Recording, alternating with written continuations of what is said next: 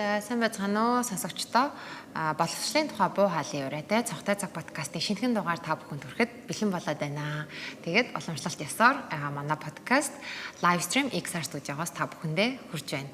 За өнөөдрийн маань студид бидэнтэй ярилцахаар та бүхэнд маш их таалагдсан нэгэн зочин дахин ирсэн байгаа. Учир нь маш олон асуултууд ирсэн. Бас дээр нь бид хоёрын ярилцах хэвээр өшөөнийг сэдвүүлсэн. Тэгэхээр студид маань УСТ 36 жил ажилласан зөвлөх багш Болор сайхан багш ирсэн байна. За Болор сайхан багшд хоёр өнөөдөр математикийн хичээлийн тухай ялангуяа багангийн хүүхдүүдэд математикийн хичээлийг заахад жоохон тулгардаг бэрхшээлүүд юу вэ? Яагаад хүүхэд математикийн хичээлийг сурах ёстой вэ? Амун яаж заавал хүүхэд илүү сонирхож, дурлаж тухайн хичээлдээ өөрөө хүсэл эрмэлзэлтэйгээр сурах тухай ярилцах болно. Тэгэхээр Болор сайхан багштай студид хүрэлцэн ирсэнд баярлалаа. За баярлалаа. Өрсөндөө баярлалаа. Бид хоёр монгол хэлний хичээлийн тухай ярилцсан. Монгол хэлний хичээлийг яаж заах, арга зүй, багангийн хүүхдтэй эцэгчүүд яаж ажиллах талаар ярилцаад маш их хүмүүст хүрсэн. Хүмүүс маш их таасан. Ялангуяа багш нар маань бас их дуртай хүлээж авч өөрсдийнхөө эцэгчүүдтэй хамт ажилладаг эцэгчүүдтэй одоо хуваалцаад хамтдаа хүүхдээ ингэж дэмжиж ажиллая гэдэг их гоё агуулга болсон. Тэгэхээр энэ удаад бид хоёр ярилцж байгаад багангид бол нөгөө нэгдүгээр ангид хүүхдээ ороод ирэхэд яалтчгүй аав ээжүүдийн хамгийн их толгойн өвчин болдог зүйл бол тооны хичээл гэдэг. Математикийн хичээл.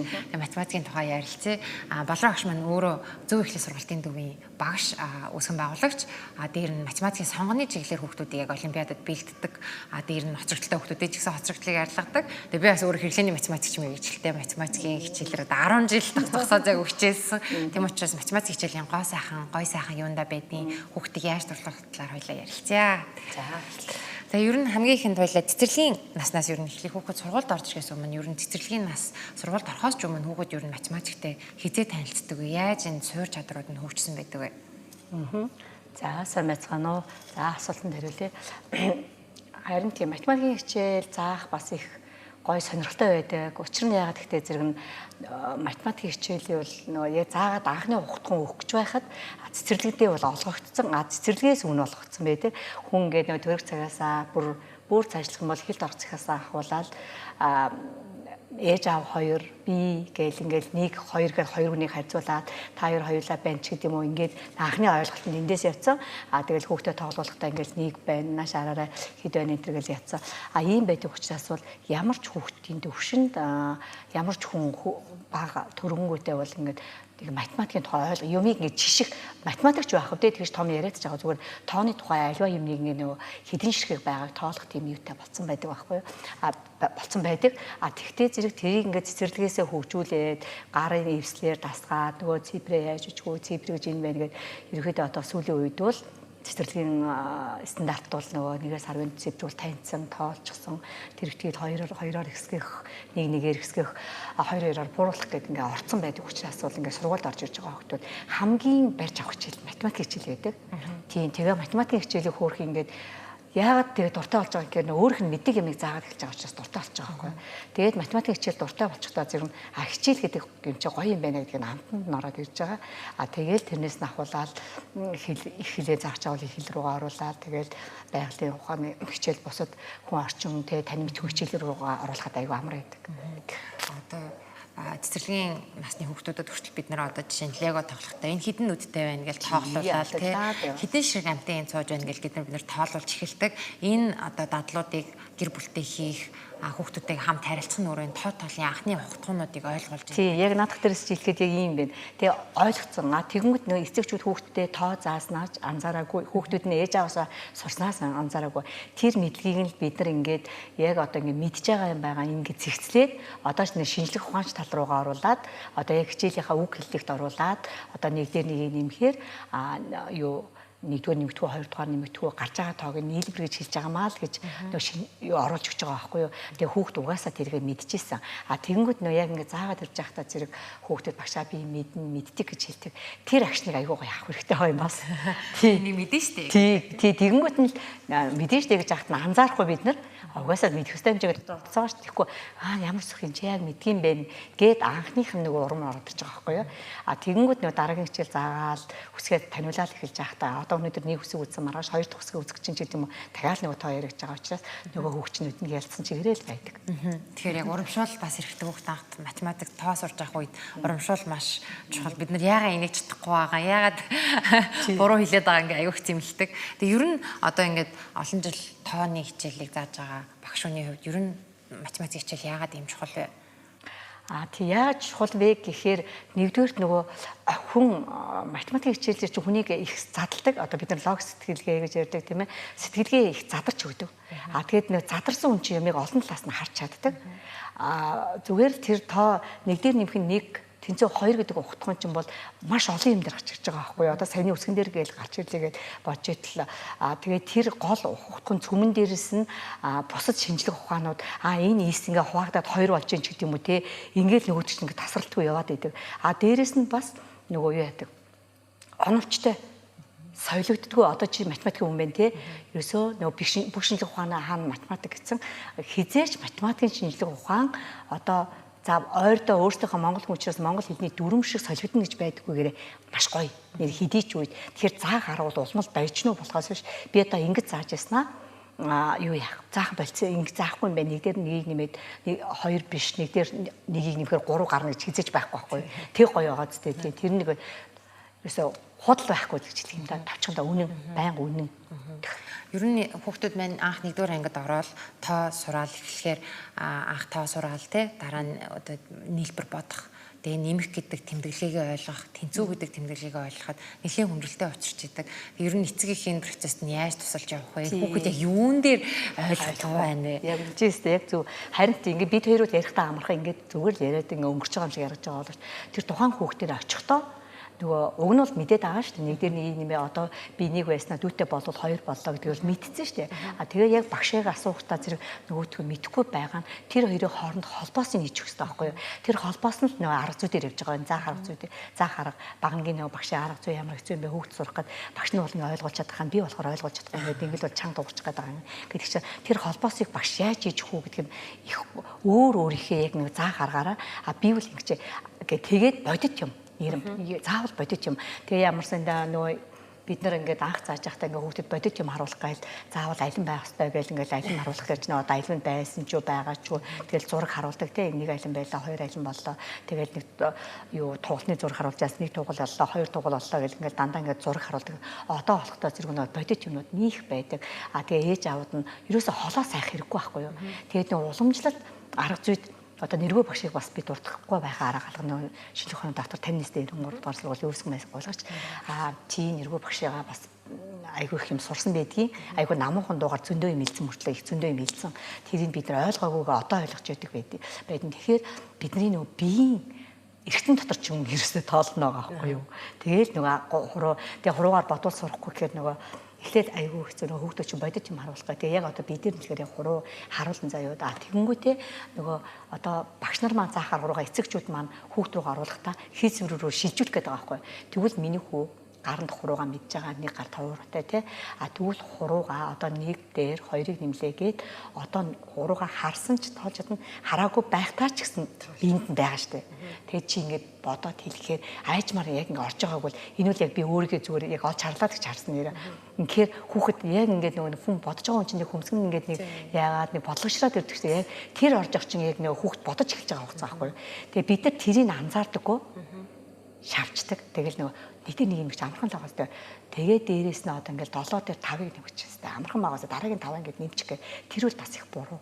7 дээр 5-ыг нэмнэ гэдэг нь өстой харин 5 ургаан гарахгүй. Саяны ихний үлд дээр бол гаргачаад дандаа бүтэн 10 руугаа оруулаад артын систем гэж яриад байгаа чинь тэр байхгүй манай боловсролын систем бүтэн 10 болгохын тулд 7 дээр 10 болгохын тулд хэдийг нэмжиж 10 болох гэдгээсээ асуух хэрэгтэй байгаа. Тэгэхээр цаана хасгуул бас яваад байгаа байхгүй юу?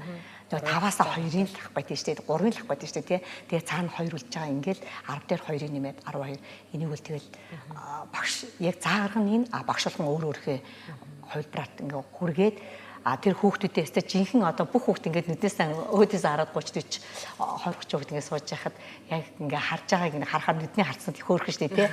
Зарим нь бүр яг ингээ гаргаад ирсэн байна. Бас тэр чинь хүүхд болгон өөр өөрийн онцлог байх юм чаа. Тэгтэл за одоо бодоорой гэхдээ зэрэг нөгөө хүүхд яалчгүй толгойроо нөгөөдг нь орно сэтгэж агаад орно. Тэр рүү ингээд баг багаар явуулаад тэгэхээр 3-аас эхлэх гэж хэлэх гэдэг шүү дээ. Бодит юм байхгүй тохиолдолд. Тэгээ бодит юм дээр миний ашиглаж байсан жишээнүүдээс бас хуваалцвал ах дүүгээ сургуульд орох үед нь ааруул тоглодог байсан. Ааруул идэх аягүй дуртай байсан. Тэгээ ингээл нэг 8 дээр нэг нь 2 гэдэг тоо ах юм бол би 8 ааруул дээр 2-ыг тавиал тэгэл тоолуулаад за 8 дээр 2 10 гарчлаа. За 10 юм биш үү гэд тэгээ нөгөө ихэндээ ингээл зөвхөн ааруул тоолоод байгаа юм шиг хэрнээ үйлдэл нь дадлуулаад эхлэхээрээ аяанда нөгөө тоо нэмэх гэдэг үйлдэлийнхаа символынхаа утга учирыг ойлгож эхлээд энэ хоёрыг чи нэмээд нийлүүлчих байгаа учраас тэд гарч байгаа юм ингээд баг багаар ойлгож эхлээд тэгээд хүүхд болгоны хайгуу өөр тийм учраас яг хүүхд нь юунд дуртай юунд сонирхож байгаа гэдгийг аягүй сайн анхаарах юм бол бид хоёр аягүйх нөгөө лего ашиглаж одоо багасаа аягүй хамт лего хийсэн учраас легоны нүд шахдаг байсан одоо нөгөө хуучин нөгөө юу шахна даалгавар шахна гэдэг шиг тий даалгавар шахна гэдэг шиг нүднүүдээ тоо тоогоор тий нүднүүдийг юу агаал за одоо чи 3 нүдтэй лего аваад ир тэгээ 2 нүдтэй лего аваад ир хоёлаа нийлүүлээ хэд болох нь тоолыг л тэр дадлыг олоодыг гэдэг аяанда хүмүүс их нэмэх үйлдэл за тэгэл жоохон том бангууд нь задлал хувааж эхлээл одоо хасах үйлдэлийг хийдэг ч юм уу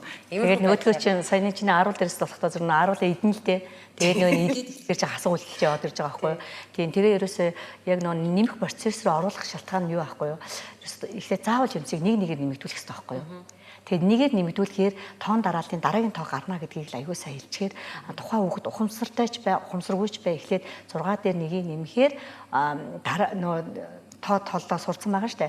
Тэгмүү дараагийн тоо 7 гэдэг ухамсаргүйгээр эхлээд хэлнэ. Тэгээд нөгөөтг чинь дадал болчдөг байхгүй юу? Олон их хэлж. Тэгээд нэгийг нэмээс сурцсан юм чинь 2-ыг нэмүүлэхэд нэгийг 2 удаа нэмж байгаа гээд. За тэгээд одоо 6 дээр 2-ыг нэмээд нэгийг 2 удаа нэмээд 1 нэмээд 7 дахиж нэмээд 8 болчлоо штэ. Тэгэнгүүт дараагийн удаад болохоор 3-ыг нэмэхдээ эхлээд 2-ыг нэмээд дахиад 1-ийг нэмээд тэгээд хасагдаа яг адилхан. Нэгийг хорогдвол нэг бол өмнөх тоон гарна гээд 2-ыг хаснаг бол өмнөхийн өмнөх тоон гарна гээд тэгээ 2-ыг хасаад сурсан чадвар дээр нэгийг хасаад за 3 4-өөс дэш бол болох зүгээр хүндрэн болохгүй ч яг болж болно л дөө зүгээр хүндрээд ирэхдээ зэрэг тооны бүтц рүү оруулаад байгаа юм тэр байхгүй юу бас нэг тооны бүтц ярьснаас тэгэл нэг 4 тооны бүтцгээр хэдэр эдийг нэмэхээр 4 гарах уу хэдэр эдийг нэмэхээр 5 гарах уу гэж бид нар бодуулдаг л да тэгсэн чинь бид нар яг алдаа байсныг хүүхдээс олж харсан шүү дээ тэгсэн чинь одоо жишээлбэл 5 дээр 5-ыг нэмээ хэд гарах уу гэхдээ зэрэг л одоо хамаа өмнөх тооноос эхлэхэд уг нь зэгцтэй явах гэдэг байгаа байхгүй юу тооны шинжлэх ухаанаар зэгцтэй дээрээс нь зэгцтэй дөрвөр амар 4 дээр 1-ийг нэмээд дараа нь 3 дээр 2-ыг нэмээд 2 дээр 3-ыг нэмээд 1 дээр 4-ыг нэмээд ингээд бид нар дуусгачдаг ерөн сурагч гэж ингээд хийцэн тэгсэн чинь хүүхд надад ингэж хэлж гисэн 1-ийг 5 удаа зүг байхаас тийм 2-ыг 2 удаа 1-ийг 1 удаа тэгэхээр тийм нөгөөд дахиад задлаад байгаа байхгүй тэгэхээр хүүхдийн сэтгэлгээ ийм аюул сүрхий тэгэхээр нэр тэрийг бодоод үзэхдээ яг заагаад хичээл дээр амьдрал дээр хэцүү л дээ яг нөгөө нэгээр нөгөө саяныхаа бүцийг танилж идэл нөгөө тэр хүүхдийн эсний дагуу гэхдээ байдаг юм гэдгийг хэлчихээр нөгөө хүүхдүүд чинь чи ямар мундаг юм бэ чи яг ийм байдаг байхгүй хингэстэй яг сая зүг бодсоо яг ингэж бодож болно гэхээр заагаагүй хахад одоо даалт юмд сониуч байдаг учраас бас сонирчхаа тэгээд нэг сэтгэлгээ задах чинь тэн дээр яваад байгаа. Тэгээ яг л өөрөө задлж эхлээл аяанда бүх тоог ингээд задлж эхлэв. Тий. Хүүхдээ чи ер нь ингээд тоог өөрөө сонирхоод эхлэхээр тэгвэл энэ тохиолдолд яг тэр тохиолдол яг өөрөө нөхцөлийг бодоод эхэлдэг шүү дээ тий. Чи тэндээс л яг нэг комбинаторик эхлэв тий. Тий. Яста тэндээс нэг боломж эхэлж байгаа. Одоо тэгээд жоохон ингээд тоогоо нэмж хасаад дүртэй болоод эхлээ жоохон явангууд ялтчгүй одоо 2 нэмэгдэхүүнтэй бодлого тий нэмэгдэхүүн хасах тий бодлого холилдоод ороод ирэхээр толгой нь эргэждэг тий хүүхдүүд маань тэр иймэрхүү үед одоо аав ээжүүд нь яаж дэмжиж орж ирэх вэ ялангуяа одоо аав ээжүүдийн хувьд ойлгох ёстой нэг зүйл бол бидний хувьд маш энгийн харагдаж байгаа гэртгэл хүүхдийн хувьд маш хүнд бодлого байдаг яг үнэ тий тэр яаж аав ээжүүд маань энийг хүүхдэд ойлгуулж одоо төвчээртэйгээр баг багаар одоо сурах арга байна тий Тийм тэгэхээр нөгөө сая болоход бид нар нэг үйлдэл ярьж байгаа нь болохоор нөгөө арифметикийн дөрвүүлэлээ яриад байгаа тийм нэмэх хасах тэгээд цаашлууд үржих байх гэх дөрвүүлэл. За тэгээд дөрвүүлэлээ бодвол сурагчаад нөгөө хүүхдийн чадварыг ахиулах гэж нөгөө үйлдэлийн 2 үйлдэлтэй 3 үйлдэлтэй болгоод илэрхийлэл болгоод өгчөөд байгаа тийм. Тэгээд илэрхийл тэгэхээр нөгөө хүүхдээ ахтай нөгөө бас нэг чадвар нэмэгдэж байгаа. Дээрээс нь үйлдэлийн дараалал хаанаас нь эхэлж ийх вэ гэд тэгэхээр энийг бол нэг сурдаггүй хүүхдүүд бол байдаггүй. Одоо тэгэхээр тэр нөгөө хүн хоол идэж сурдаг нэр рефлекс гэж ярьдаг тэрнтэй адилхан. Тэгэл нэмэх хасах үйлдэл байх юм бол аль түрүүнд байгаас нь эхэлж бодно. Хэрвээ хаалттай байх юм бол хаалттай тоогоо эхэлж удаа дараа нь нэмэх хасах аль түрүүнд нь байгаас нь бодно гэд ингээд явдаг. Тэгээд эцэг эхчүүдийн хувьд болохоор энд бол хүүхдээ даас нь илүү зөв. энэ дээр үл хүүхдний их алдаа харахад байдгүй яг энэ тохиол яг нэмж хасах дээр буруу бас байгаад байж магадгүй яг нөгөө хасах чадвар нь дутуу эзэмссэн нэмэх чадвар нь дутуу эзэмсчихсэн байвал тэрэн дээрээ бас хэлж өгөөд тэгээд ээж аавуудын хүүхдээ яг энэ үед нөгөө чи туслах талаас нь ярьж байгаа учраас туслая гэж бодож байгаа бол дандаа ихлээд өөрийг хэлгээд үзтээ. Ерөөсөө л минийх өөрийг за тэгээд тэгтэл бас нэг асуулт гарна манайх дургу гэдэг асуулт гараад юм тий. За тэгвэл дургу байгаа шалтгаан нь юу байгаа вэ гэдгийг нь олж харахын тулд нөгөө ингэдгэлтэй яг амьдрал дээр бас бодод байгаа бодод байгаа жишээний одоо хичээлийн хийвэл би чамд тэгнэ нөхцөлт одоо нөхцөл тавьдаг тий. Тэгвэл энэнийг даалгавар хийжүүл энэ чинь томоор багдаавал би чамд тэдгээр ингээд тэгээд төгсчүүл тим юм гэдэг ч юм уу одоо дугуйч гэдэг юм утас ч гэдэг юм ингээ явцдаг тий. Тгийх орно надад ингэж бод. Яг болон тэрийг амлж болно альж хөвгдөд хүн чинь ингээ сонирхлыг нөөж. Тэгэхээр чи эндээс энийг бодчихвол одоо гэрээний даалгаврыг тэр илэрхийлэл 3 байлаа гэж бодоход одоо чи гурвуулгыг бодчихвол энэ юм бэ. Нөгөөдөг чиний дуртай нөхцөлөө хэлээд яг хоёрыг бодчихвол энэ юм бэ. Нэгийг бодчихвол энэ юм бэ. Нэгвэл хэдээс тэд нөхцлөөс ухарна гэж байхгүй. Нөгөө гурав дээрээ л нөхцөл авахыг л бодно шүү дээ. Тэгэж хөндрүүлж бас байгаа юм байна тий. Дээрээс нь за одоо яг чи хэлсэн учраас энийг хэлэхгүй харах байхгүй. Багш нар ч гэсэн энд бол аюу хэрэгтэй. Яг энэ тохиолдолд яадгүй гэхээр хамгийн шилдэг арга бол зохиолгох. Зохиолгох. Гайх чинь зохиогч ном багш нар зохиод юм бодоод байгаа шүү дээ. Багш нар тэгээд тэр багш нар дотроо зүгээр ямар ч хүн зохиод ном зохиож байгаа нэг бол бид нар асар их мэдхтэй чадвартай хүн байна гэж одоо гэтэл нөгөө яагаад гэхдээ зэрэг юу одоо гэрээний даалгаварт илэрхийлэл өгсөн байлаа гэж бодъё. Би зүгээр 8 дээр нэмэх нь 6 хасах нь 5 ч гэдэг юм уу заяа. За тийм ээ багшийн даалгавар энэ байна. Чи яг энтэй адилхан нэгийг зохиогоод бодоод үзтийгээд эхлээд үзэхээр нөгөө баг тооноос их тоо хасах гэдэг идэх ч юм уу. Тэр тохиолдол гараад ирэхээр нэр юу бэлээгээд нөгөө нөхшүүлэг байдаг штэ. Нөгөө 11 гэдгийг гарах гэдгсэн чи 5 дээр нэмэх 5 тэнцүүгээд хөлөө нөгөө гутлаа тайлаа боддог юм билүү гэдэг. Тэгэхээр тэр чин тэр шүлэг чин магадгүй бас амьдралаас бодит байх гэж боддог би. Тэр хүүхэд яг тэгж гаргаад тэрийг игдүүтэй харсан ээж нэгээ ярьжсэн чин тэр ингэ явж байгаа шүлэг болцсон. Тэрнтэй адилхан чи зохиохоор гайхчихдаг байхгүй юу? Гайхаад тэгэл ер нь бол бодож чадахгүй тоо болгоныг зохиолгох. Заагаад маргааш нь юу яагаад за одоо чи нэг төстэй нэгийг зохиогоодох гэхээр тэгээд нэг зохиосондоо урамшаад бодсондоо хүүхдүүл нэг яг багш дүүн тавиад урамшсан зохиохоор илүү урамшаад байдаг байхгүй. Зүгээр л 10 дотор нэмж асуулж байхдаа за одоо чиний хасах тоо нэг хоёрыг зохиогоод бодчих. Ингээл тэгэнгүүтээ тэрийг их гоё гэртээ ч гэсэн адилхан одоо яг энэ ингүүний зохиосон тоошууд гээл те энэ яг ингүүний зохиосон гэдэг үг нь аюу тийм хүчтэй үг юм байна гэдгийг би л үрэл мэдэрсэн л дээ. Тэгэл хүүхдүүдэд жоохон бодвол сургаал за одоо зохиолгоё гээл гэрийн даалгавар өгтөө ч юм уу зохиогоод иргээд их даалгавар өгдөггүй гэж байгаад байгаа учраас цаг үетэйгээ хөл нийлхийн тулд тэгтээ зэрэг нөгөө хүүхдүүд зохиогоод ирэх гэхээр асуудал ороод яг асуудал гараад ирж байгаа байхгүй. Тэрэн дээр зохиодгийг нэг баяжуулаад нэг алхам баяжуулах юм бол бодлогоо зохиолгуулад тэгээд аав ээж нь бодоод за чи намайг шалга та. Гэт тэгэхээр хүүхэд үргэлж аав ээж юм багшийн оронд байхыг хүсдэг юм байна. Нөгөө тушаал өгдөг ч юм уу хил үлдэг хүн байхыг яг тэр дандаа хөрхийн амьтад чинь гүйцэтгэдэг тий. Даалгавар авдаг тал байдаг учраас заримдаа ингээд роль салах буюу би одоо сурагч болъё чи надад тайлбарлаад өг. Аав ээжтэй заагаад өг. Манай аав ээжүүд хүүхдээ орж ирэхээр өнөөдөр юу хийсэн гэж асуудаг. Тэгэхгүйгээр өнөөдөр сурсан юм аав ээжтэй заагаад өг. Аав ээж нь ажил хийгээд юм сурч юусэн амьдсангүй. Чи надад заагаад өг хэрэгцээд аягүй. Энийг ч тэр яг урд нь ярьсан юм шиг бас яаж яг наадах чаа.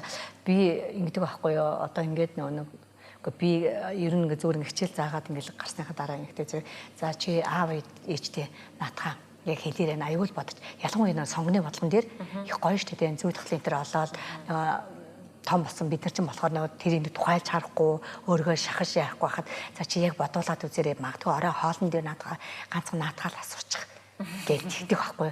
Тийм тэгтээ зэрэг чинь нөгөөдөл чинь ээж аав нь үнэхээр заримдаа тулгамддаг ч юм уу заримдаа яхтаа зэрэг өөрийгөө бүрстэй нэг чихэн өстой би бодож чадчихсан баатар болсон мэн гээд тэгэл дуртай болоод байгаа байхгүй. Тэгэл хичээлдээ дуртай болоод маргааш ирээл нөгөөдөг чинь ангийнхан даач гэсэн нөгөөдгөө хэлэх гээл те. Тэгэл ангийнхан бас хүүхдүүдийн дотор бас тиймэрхүү тоглоом ихэр аягүй дуртай би биенээр таалгуулдаг ч гэдэг юм уу тий. Тэгэхээр нөгөө би одоо дараагийн асуулт бол ялцч үетэй холбоотой. Урамшуулал математик тооны хичээлийн сураад явхад эхэндээ хүүхдүүд өөрийгөө илэрхийлж чадахгүй байгаа эсвэл зөв бодсон юм буруу бичдэг ч юм уу цифрээ буруу бичдэг альсгүй бол одоо 3 одоо нэмэгдэхэн байлаа их техний хоёрын зөв бодцоод сүүлийнх дээр алдсан. Тэгэхээр тэр алдаагаа бид нар чинь дараалал хийлэгдэх чинь аягүй чухал штэ тэр чинь нөгөө алдаагийн логиктэй тий үйлдлийн дараалал хийлгээд яг алдаа хаана нэ гэдэг нь бас олж харах гээд байгаа багш нар нь энэ хооронд бид нар хүүхдийнхээ алдааг харчаад зэмлэлцдэг.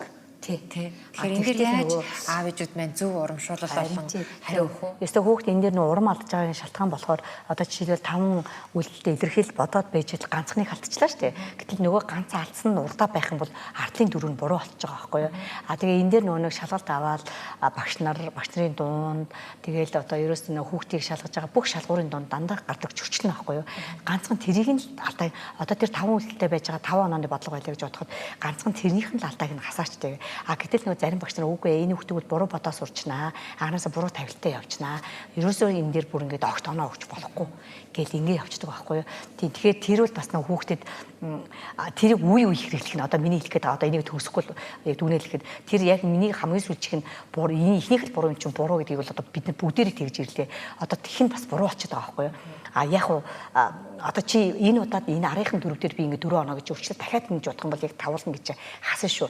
Харин хэлж байгаа үг болгондоо эзэн байх хэрэгтэй. Ерөөсөө багшийн амнаас гарч байгаа үг болгон эзэнтэй дандаа нөгөө дараа нь тэрийг мэдэхгүй байх юм бол хүүхдэд бас эвгүй байдалд орно. Бас хүчлэг байна шүү дээ. Төрөн чи бас аюу юу чухал юм байсан юу байсан бэ? Яг дөнгөж эхлэнгүүтэй байсан асуултан дотор ч их нөгөө алдаа их хэрэгцээ бэлдэг. Тийм яаж урам өгөх вэ гэдсэн тий. Тэгэхээр яг нөгөө тэр харин тий алдахгүй хүн байхгүй. Ерөөсөө алдаа ихтэн зэмлж болохгүй байхгүй юу? Айлч хичээлдэр алдаа ихтэн ерөөсөө зэмлж болохгүй. Харин ухааруулах. Гэтэ өөгшүүлэхгүй мэдээч чи алдчихээ сайн гэж хэлэхгүй сайн гэдэг үг хэлж болохгүй шүү дээ. Тэрийг нь яг юун дээр алдсан. Тэгэл чи энэ дээр л ингээ алдсан учраас энэ нь байна. Тэгээ тэр алдааг ингээд жоох юм гэдэг хэлэх гээд байгаа байхгүй юу? Эн чин ийм чаддаг юм их байсан. Бас л нөгөө 93-ыг яри. Яг энэ дээр бид энийг сурсан байхгүй юу? Бид нэр тийм цээж хүчиг бичихтэй нөгөө бид нар хоёр алдахад нь зөнөө их алдаад нөгөө дүнгийн буулгадаг байсан. Тэгсэн чинь яадаг вэ гэхээр хэрвээ 30 хүүхдээ чийж хүч бичсэн бол 28 зөв байх юм бол 28 зөвөр нь аваач. Тийм тэгэхээр нөгөө зөв нь их байгаас тэр чинь 28-аар их вэ те бүр ярих юм бол 15 дахин их вэ те тэргээс нөгөө тэгээд тэр үнэлгээний дээрээс чинь урам орж ирэх гарч ирдэг байгаа байхгүй. Тэгээ үнэлгээгээ маш зөв өгөөд тэгээд тооны хичээл дээрээ сайн болчихдоо зэрэг бас нөгөө эцэгчүүд өөрсдөө ч урамштай хүнд шинжлэх ухаан гэдээ ойлгоцсон. Тооны хичээлдэл сайн байх юм бол бусад хичээлд амархан болчихно. Тэгээд хаялаа гэж бас өрөөсгөл болчдөг. Гэхдээ тооны хичээл сайн хүүхэд монгол хэл дээр муу байх нь ер нь бага штэ. Яг ингээд нөө тэр дүрм ингээд хилээ явж байгаа дараас нь 3-гийн хэлэгчийн дүрм ингээд хилээ явж байгаа тооны лог нь явж л байгаа байхгүй юу. Яг ингээд нөө зүй тоглолын дараалт нь ингээд явж байхад тэр дүрмтэй өгнөд дахиад гараад ирэжтэй. Одоо юу гэдэг ихшигтийн хэлэгч гээхгүй гэж хэлж байгаа чи яг тэрнтэй адилхан өгнөд ингээд гараад ирж байгаа чинь тооны зүй тоглол яваад байгаа байхгүй юу. Тэгээд зүй тоглол гэсэн чинь ингээд нэр нь том байтал ингээд тэр чинь ингээд локер ингээд хараад үзсэн бол зүгээр давтамжуудыг монголоор тэгээд нөгөө тооны хичээл дуртай болохын өмнө сонгоны хичээл маш зөв байдгийг. Тэгээ сонгоны хичээл гэдэг нь болохоор толгойтой нэлээд сайн IQ-тай одоо нийлэр хэлээд нэлээд сайнстай өөрийнх ингээд толгой сайдыг нэг ярьдаг та манай хүүхд энэ л ухаантай юм байгаа. Тим хүн бодох юм биш байхгүй. Харин бүр яг эсрэг байран дээр. Харин бүр сонгоноор хичээлдээ тэр толгойтой хүүхдийн хэмжээнд аваачих. Толгойтой хүүхд өөрөө илүү сайн хөгжөөд явах. Тэгээд нөгөө сонирхолтой гаргалгаа гаргаад ингээд зүй тоглолын гаргалгаа гаргаа явчлаа. Одоо боломж тоолох хичээлийн хэрвээ сэтгэдэггүй байсан бол 4 боломжийг олж исэн бол тэр чин өшөө цаана 16 боломжтой тоо байсан шүү дээ. 16-д ингээд гаргацсан хүүхд чин нөгөө их зохиохдоо нэг их зохиож чадсан дахиад өөрчлөх чадвартай болж байгаа байхгүй. Ингээд тооны хичээл гоё, ерөөсөө гоё. Ингээд л өдрөө ингээд оруулж яхад. Сонгоны хичээлийн тоо жоохон дэлгэрэнгүй ярихгүй. Би танаа яг сонгоны хичээлд онлайнаар хамрагдчихсан дүүтэй. Тэгээд эхлээл би сонгон гэхээр нь бид хоёр ч хоцрогдолтой байж магадгүй. Та хүнддэг юм шүү гэж чи та үгээгүй сонгох их гоё. Харин ч бүр хэрэгтэй болно. Битээ санаа зовгоо ороо. Тэгээ ингээд хамт хичээл үзрүүгээр аяйгүй сонирхолтой. Ялангуяа сонгоны хичээл дээр тэр яг нөгөө нэмж хасах хуваах гэдэг нөгөө арифметик үйлдэлтэй баригдахгүйгээр хүүхэд тэр нөгөө символ баригдахгүйгээр маш залгаа сэтгэж байсан. Тэгэхээр таны сонгоны хичээлийн одоо та яагаад энэ хичээлд ийм хайртай вэ? Би уг нь тоондоо сайн биш хүн. Ер нь сайн биш байсан. Яг 10 жил тогтох хичээлдээ нэлээд нэрэмтгий тэгээд нөгөө жоохон тэрэндээ таар учраас жоохон ингээд нөгөө тооныхоо хичээл таар учраас нэгдээ хийгээд Тэгээд ингээд нэг багш болоод ирсэн чинь сонгоны хичээл байгаагүй. Тэгээд нэг 90-ад оноос ахуулаад математик сонгон гэхдээ зэрэг одоо нэгэн л багш болсон чинь энийг л заах хэрэгтэй гээд аюулгүй хэцүү байдаг байсан. Би аюулгүй зовж боддог байсан. Ер нь тэгэл нэг зовж бодоод тех тусам нэг ард нь гарч байгаа нэг гоё байдаг ч тий. Тэгэл бодоод үтсэн чинь хүүхдүүд биднээс амархан бодож ирсэн бүр. Биднээс амархан тэгээд нөгөө хүүхдүүд ялангуяа одооны хүүхдүүд л бид нар нөгөө утсан сайн байна энэ гэдэг чинь бол яг тэр зүй тогтолыг олох, яг тэр нөгөө ялгаатай байдлыг харах юм чи илүү байгаа байхгүй юу. Одоо би өөрөө ингээ 3 хариу олцоод энэ үл яг амьдрал дээр байдаг жишээ. 3 хариу олцоод байж хаад хүүхэд тэнчнээс 2 хариу хангалттай бүр нэмдэг. За энэний нэг тод жишээ нь аюу амархан одоо ингээл тэрхлэн зарчим яг сонгоны бодлогоодын нөгөө нэр нь хүмүүст их том сонсогддог тэрхлэн зарчим, комбинатор, тийм тэгэл лог гэд явдаг шүү дээ. Жинэлт юу л гэдэг. За яг жинэлт юу гэдгийг монгол болгосон байна. Ингээд тэрхлэн зарчим энэ явахтаа зэрэг нөгөөдгөө чинь ягаад зүгээр тэд нар нөгөө эрдэмтнийх нэрээр нэрлэлсэн монголчлаад байгаа байхгүй бид нар дуртай усвал бид нар боломжлоо л тэгээд монголчлал энэ тий. Тэгээд монголчлал ингээд үзэхдээ зэрэг маш гоё тэр юултын хичээлийг ингээл нэгдүгээр ингээс нэхлэл заачихтаа зэрэг нөгөө эцэгчүүд зүгээр багш нараас ингэжсэн энэ хичээл яагаад заавал заах хэрэгтэй амьдрал ямар хэрэгтэй ингээл хэлж яахт нь эхлээд би хэлэх үггүй одоо бол хэлэх үгтэй л дээ. Тэгэл гэсэн чи тэр юултыг зүгээр ингээд 1 литр 3 литрийн сав өгчлээ гэж саная. Тэгээд чамд өөр сав өрөөсөө байхгүй. Энэ хоёр савны тусламжтай заавал дүүрэн заавал хоослох үйлдэлийг хийгээд 2 литр шингэлийг тасалж ав. Би зүгээр маш жижиг жишээ авлаа гэж тэгж байгаа байхгүй юу. Тэгэхээр нөгөө өвчин одоо боломжтой байна штэ. 1 литрээ дүүргээд 3 руугаа хэл. Дүүргэн заавал дүүргэнс дүүрглээ 3 руугаа хэлээ. Дахиж дүүрглээ 3 руугаа хэлээ. Болцсон тий. За бидний зааж байгаа арга энэ 2 литртэй болцсон. Яг бол 1 3 байхгүй бол 2-ыг авч чадахгүй байх нь шүү дээ 3-ын сав байсан учраас. Одоо нөгөө яг дав зэтгүүлгээд энэ бодлого гарсан шалтгаан юу байгаа вэ гэхээр 3-аа дүүрэх гэсэн үг байхгүй юу. 3-аа дүүргээд 1 рүүгээ хий. Тэгэхээр нөгөө 3 дүүрэн байсан 1 дүүргээд ялгарч гарч байгаа нь 2. 3-ын савндаа 2 үлдэж байгаа. Түүнээс 3-ын сав ингээд далилгаж чаас одоо 2 дээр орч гинөө 2 ч гинөө биш байхгүй юу. Яг тоочны яг тэр гаргах. Юултын бодлого гоё нь энэ. Жинэлтийн бодлого яагаад гарч ирсэн гэхдээ зөвхөн нэг баахан цаас хуурам цаасыг хуурам цалимыг олъё яах юм.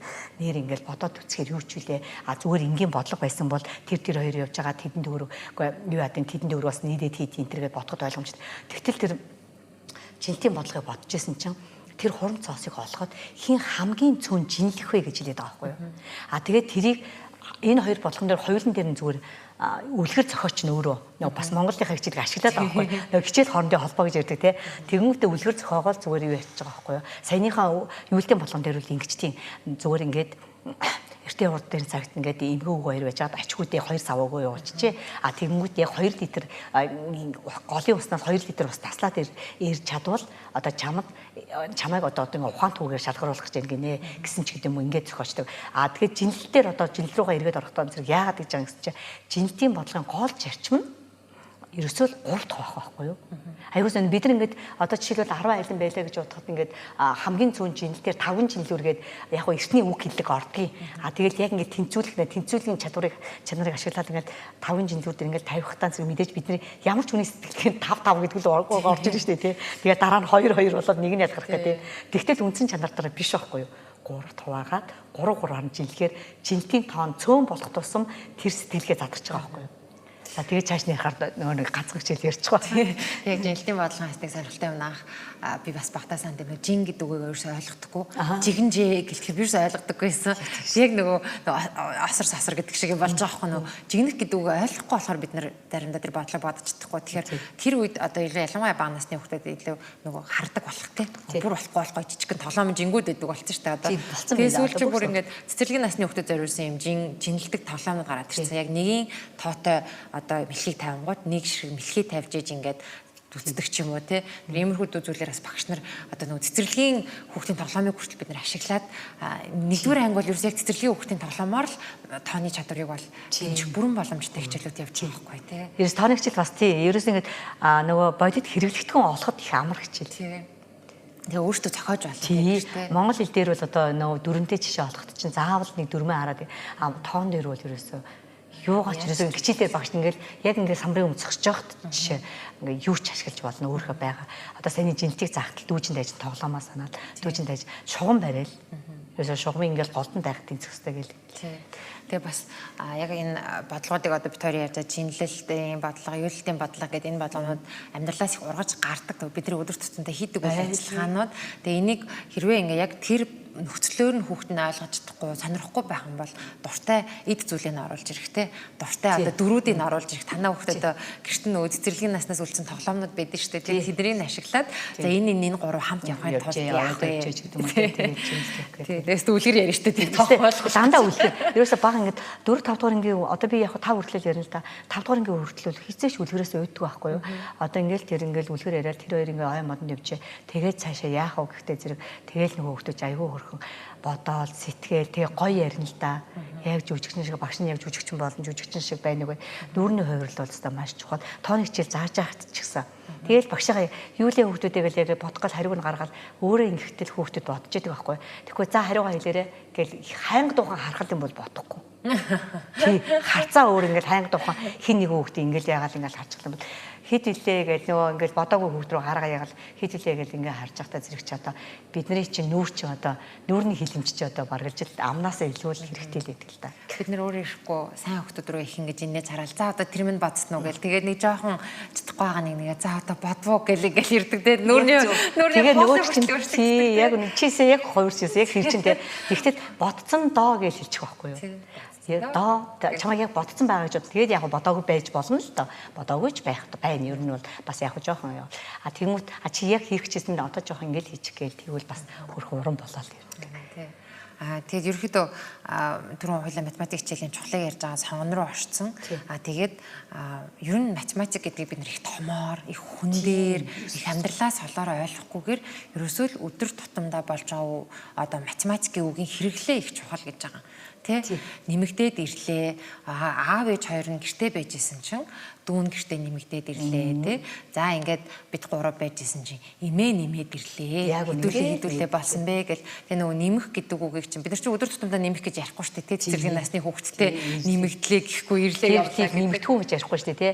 Тэгэнгүүт нэ ээж аав нь сая чинийх шиг ингээд нэмэгдлээ ярьж итэл багш нь анги дээр нь очиод шинжлэх ухааны хэлэх нь энийг нэршлэн нэмэгдэх хүн гэж хэлчих юм байна гэл багш бол ингээд дандаа засвар хийгээл явна гэсэн тооны хичээл дээр яг залгаа засаа яваад байна. Тэгэл одоо ингээл за та хэд ингээл таваалаад тоглож байсан чинь нэг нь гэртээ ороод нэг хүүхд хасагдлаа. Хэдүүлээ үлдсэн та нар дөрөв гэлдэг нь штэ тий хүүхдүүд чинь. За тэгвэл ингээл дөрвөлээ та бүр ингээ найзуудынх нь нэрийг хэлээд өгч штэ тий. Оюуна цэцгээ навчаа одоо тий бата та дөрөв тоглолцсон чинь нэг нь хасагдаад гэрлүүг орчлоо. Хэд үлдсэн бэ гэл тэнгууд нөгөө хасагдхуун гэдэг үгний яг одоо хасах гэдэг үйлдэлийн нэрүүдээ бид нэр гэртээ ашиглах маш чухал болчиход байгаа. Харин тий яг тэрийг яг тэгэл бас л наадах гэж нөө ээж авдгаа хоёулаа нийлэхийн тулд заахаар гаалт нэг болгочоод тэгэл явбал тэгээд яг одоо эцэгчүүд бас аюу дуртай болсон бас нэг дуртай дургуй биш заалгах тэгэл багшаад тэгээ хэлчихнэ дараагийнхаа хүүхдээ бас аюу их төхөмтэй тэгэл нөгөө дараагийнхаа хүүхдийг сурах гээд одоо харьцангуй эцэгчүүд нэг талаасаа завгүй юм шиг харж байгаа болохоос нөгөө талаасаа хүүхдтэйгээс маш их ажилтдаг болсон. Одоо ч нэг онгой яваад байгаа ш. Нэгдүгээр ангийн хүүхдийг оруулахаар бараг хажууд нь сууж байгаа нохоо хүртэл хэл дурдлаа. Олон давтаж хэлдэг гэд. Тэр бид нар ялцгүй байгаа ангийн хүүхдэд тоог орохдоо олон давтуулж бодуулдаг. Тэгэхээр яагаад олон давтаж нэг бодлого олон удаа бодох хэрэгтэй байдаг талаар та. Харин тийм. Тэгэхээр тэр тоог л нэг бодсон тоогоо бол яг ижлэгэн хувилбартай тоонуудыг олон өгөх нь бол нэг тийм нэг хэрвээ чадсан л бол нэг юу биш. Зүгээр миний бодлоор бол бас ингэж боддгийн. Одоо илэрхийлэл бодоох тэгэл нөгөө тэгштгэл бодох энэ төр бол нөгөө хүүхд болгоны хийх чадах хэвээр харин амархан бид нар нөгөө ингээд одоо энийг ингээл хийчих шүү одоо энийг чи эндээс аваад идэв шүү гэж хэрвээ амьтад сургаж аваад нэгэд болон тавиал ивэл идэх шиг тийм амархан үйлдэл нь эднэр санагдав. Тэгээд сэтгэлээр нь жоохон задлаад тэгэхээр энийг бол нэг олон бодож хүүхдэд уйдаагаад хэрэггүй л гэж хэлэх гээд байгаа санаа. Тэгвэл нөгөө эсрэгээрээ жоохон сэргийх маягтай жоохон зохиолгоотыг гээл тэгэж оруулж ирэнгүүтээ зохиолгч нь тэгээ бас ингээ явж байтал илэрхийлэл бас гайгүй нэг ер нь гайгүй бас нэг бас их бүр хэцүү ш. Тэгчгэл нэг жоохон хэцүү болоод ирдэг байхгүй юу. Тэгээд нөгөө нэг үйлдэлтэй тэгчгэлээ их сайхан ойлгуулчих юм бол хоёр үйлдэлтэй тэгчгэл тэгээ одоо сүүлийн үед нөгөө олон улсын одоо Кембриж гэж гарч ирээд шүү дээ. Кембриж ухагтгоонд бол ер нь бол үйлдэлийн дарааллын төр бол 10 үйлдэлтэй бол илбэгхэн байна. Одоо бид нар хамгийн ихтэй хүүхдүүдээ нэг 5 дугаар төгсөлт нэг 6 үлдээ 5 үлдээ нэг тэгчгэлж бай илэрхийлж бай тэгэл ингээ бодуулаад сургадаг байсан бол одоо нөгөө ёстой л нөгөө ажиглах юуг нь хөгжүүлэх ягаар аягүй хүлдэлтэй болсон. Тэгчтэл тийм үлдэлтэй болчихоор юу тэр нэг үлдэлтэйгээ ойлгоогүй, хоёр үлдэлтэйгээ ойлгоогүй байгаа юм чинь тэр 7 үлдэлтэй тэгчтэл 6 үлдэлтэй тэгчтэл хэцүү. Тэгээл хүүхд хаширчдаг. Тэгээл эцэг хаширчна. Чи үнэхээр ойлгохгүй байна энийг гэл нөгөө тэгэл нөгөө хүүхд тэндээс өстө нөгөө урам хугаар навс унж байгаа байхгүй ёстой тэгж чадахгүй. Тэгэхээр тэгчгэлцээ маш амархан. Яагаад амархан бэ гэвэл илэрхийлэх сая амархан хэлжлээ шүү дээ. Харцан байгаагүй. Тэгвэл илэрхийлэл боддог дарааллын яг эсрэгээр нь зүгээр ингээд нэг амьдрал дээр хэлж байгаа үг нь шүү дээ. Яг заахаар гэж болохгүй энэстэй яаж болохгүй. Тэгэхээр тэгчгэлчин өөрөө хариу нь гарцсан илэрхийлэл. Яг онлынхаа үднээс бол хариу нь гарцсан илэрхийлэл тий. Хариу нь гарцсан илэрхийллийнхаа аль нэг гишүүнийг нь нуучж байгаа байхгүй юу? Тэгээ яг нэгдүгээр ангид бол хөөрхөн нуугдсан тоглоё гээд яг хаа сурагчдуудээр дандаа ингээд дөрвөлжин тавиал тэгээд дандаа ингээд дугуй төрс тавиал нууж яснаар хамгийн сүүлд нь үсэг болоод x y болгоод тооны хилдэг рүү оруулж ирэхэд байгаа юм л та. Тэгэхээр нэгдүгээр ангид бол дандаа нуугдсан тоо гэхээр энэ нуугдсан тоо одоо дөнгө сайхан би яг ингээл нэгдүгээр ангид яг өнөөдөр орчуул гараад хоёрдугаар ангид орчуул гараад ирж байгаа байхгүй тэгэнгүүтээ энэ тоо хаана нуугдчих вэ нэг тоо нуугдцаа одоо ширээн дагавар орчуу юу финалтын дотор орчуу гэхдээ зэрэгэл нөгөө жоохон ингээл налмайх гэжсэн хүүхдүүд чинь юу ярьч багш гээл те айгүй хөрх нүдэн сэргэлж тэгээд нөгөө нуугдсан тоог чинь үсгээр ингээ орлуулчих ихтэй зэрэг зураг итгэвч нэмэгдээд ирж байгаа байхгүй юу тийм тэгэл явна тэгээд тэр 10 үлдэлтэй тэгчл бол торхгүй болно хугацаа бага байх гэж одоо тийм угныг заавал бүр гоё болно л да тортой болох тэгээд тэгтгэлтэй холбогдож гардаг нэг юм бол өгүүлбэртэй бодлого тэгээд цааш явчихлаа тий өгүүлбэртэй бодлого за өгүүлбэртэй бодлого бол бас нуруу авна тий авна за тэгэхээр өгүүлбэртэй бодлогын ач холбогдол юу юм бэ одоо ингээ өгүүлбэртэй бодлого хүүхэд уншаад ойлгоод тэгтгэл зохиогоод бодож байгаа шүү дээ. Тийм, тэгтгэл зохиохгүй бодож олон зохиож бодож олон тийм. За. Гэхдээ зэрэг өгүүлбэртэй бодлого болохоор ингээд бүр энгийндээ бас ингэ ойлгооч мөрөө дээ. Нөгөө л түрүүний 8 дээр нэмэх 6-аагаал уг нь ганцхан энд гарна заяа нэг үлдэлтэй энгийн бодлого нэгдүгээр ингэж авъя. 8 дээр 6-ыг нэмүүлэх гэдэг байгаа байхгүй. Тэрийгээл түрүүний нөгөө ээж аваа нь ярьдаг яриагаа л дунд нь оруулж байгаа байхгүй. Хүүхдэд яг ингэж хэлэх хэрэгтэй бүр. Тэгэл одоо ээж нь 8 алин байсан. Одоо тэгээд 6 алимыг чи тэндээс аваад ирдэ гэд тэгвэл нийлээд хийдвэ гэл маш ингийн тийнд одоо заавал саяны өгүүлбэр биш. Яг орчин тойрон чи юу байна? Юу илүү тэр сонирхолтой байна? Одоо бид нар хүнтэй ярихдаа нөгөө тэр хүний сонирхож байгаа зүйлийг дагуулж яриа тэр хүнд ингээ тааламжтай байх талаас нь арилцаа өсгөх хүсдэг штэ тий. Яг тэгэхээр хүүхдтэйгээ адилхан байхгүй юу? Бид нар өөр хоорондоо тэгчээд хүүхдтэйгээ бас тэрийг анзаардаг байхгүй юу? Хүүхдийн тааламж бол ерөөсөө сонирн биш. Тэгвэл яг хүүхдийн тааламж юу байна гэхдээ зэрэг яг гараад ороод ирсэн бол за хүүхдийн талбай дээр 8 хүүхд орж исэн 6 хүүхд орж ирлээ. Одоо хэдэн хүүхд болсон бэ? Чадахгүй бол нэгээр нэмээд толчих. 8 дээр нэг нэмээ 9 дахиж нэг нэмээ 10 гэсээр байгаад нөгөөдгөө 14 рүүгээ оруулчих. За одоо энэ бодлогыг өөрөөр солиё. Одоо нөгөө цохирох руу оруулна. За ээж нь болохдоо зэрэг ээж нь аав нь одоо сая би ингээ гашаанд байгаа хүүхдүүдээр зохиочлоо.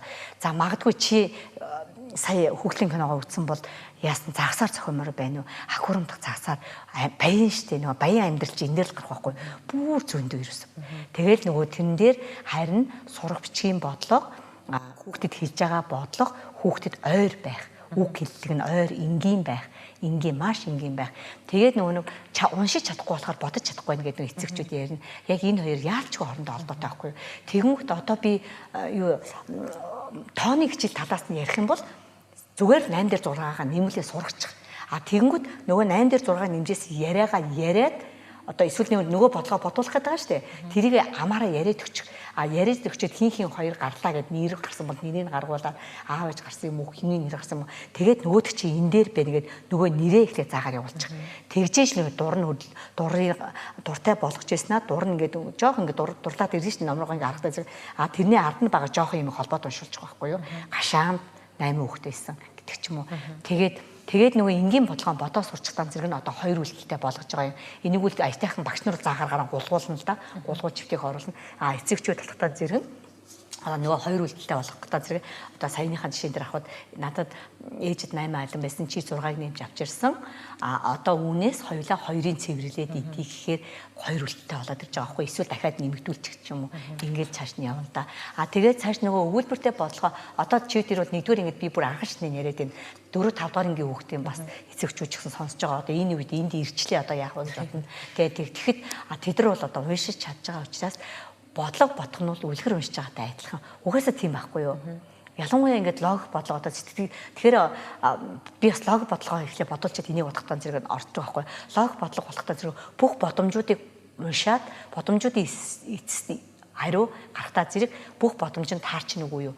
Тэр эцсийн хариуг олохыг хэлж байгаа шүү дээ тий. Тэгтээ зэрэг нөө эцэгчүүд логик бодлого гэхээр өстой маш том бодлого юу хүнд бодлого. Тэгээ өгцөн нөхцлүүдийг яг ингээд хэлэх юм бол одоо би ингээд номдороо ч гэсэн бичсэн өгцөн нөхцлүүдэд тохирсон эцсийн үнэн зөв хариулт гарахыг юу логик бодлого гинэ гэдэг ч юм ингээд тавьсан.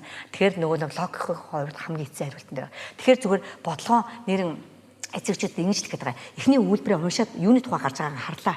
Тэр 5 дугаарынгийн бодлого бүр гоё сонирхолтой. Одоо холцсон бодлогоч байд юм юуны бодлого байгаа. Тим юм дээр тэгээ хойлооч гэдэг юм. Тэгээд унсан бодлогоонд тэмдэглэх нь зөв санагддаг. Одоо би нөгөө арга зугаал ярих гэж ерөөсөө ч өөрийнхөө арга зүй ярьж тулгаж байгаа биш те. Хүмүүс санаа аваад тий санал болгож байгаа тий. Тийм учраас эхний үйлдвэрээ уншингууд тэр бодлого бодохыг 5 дараалал үйтэй. Яг нэгдүгээрт нь маш сайн уншиж ойлгоно. Энэ нэг өвлгөр уншиж байгаа юм шиг уншиж байгаа. Хоёрдугаарт нь товччихлэл хий. 3 дугаарт нь яг энэ тохирсон зураглал хий.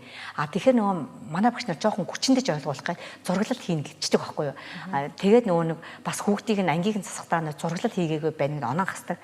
Тэгээд тэрэндээ хүрэх гээд нөгөө бодоод нөгөө ойлгосон бодлогондоо тохирсон хэрчим зурхыг хийж байгаа. Гэтэ заавал хэрчим байгаагүй байхгүй юу. Гэтэл нөгөө тэр хэрчим ямар учиртайгаа сайн ойлгоогүй байдаг. Тэгээд тэр хэрчим ямар учиртай вэ гэвэл өгцөн тооны агуулгын тохирсон их тоо байх юм бол урт, богино байх юм бол богинохоор ингэж төлөөлөд зурхыг хийж байгаа байхгүй юу. За тэгээд ингэчлээ сайн ойлгоно. Дараа нь товччихлээ хийн. За зураглал хийн, хэрчим зурна. За дараа нь бодолтой хийн. Тэгэхээр хамгийн бодолтыг хийлгэтэл энэ гурвч явж байгаа байхгүй. Хамгийн сүүлд нь нэрээ тавина. За энийг үстэй бүр багш болгоны аамнаас гардаг. За тэгээд нэр тавьсан ойлгосон хүүхд нэр тавьдаг байхгүй. Тавиулах ёстой. Тэгээд тавихгүй тий бодлого бодож байгаа шүү дээ. Тэр бодлого юуны тухай агуул гараад явсаар байгаа. Алины тухай бодсон юм уу, номны тухай бодсон юм уу?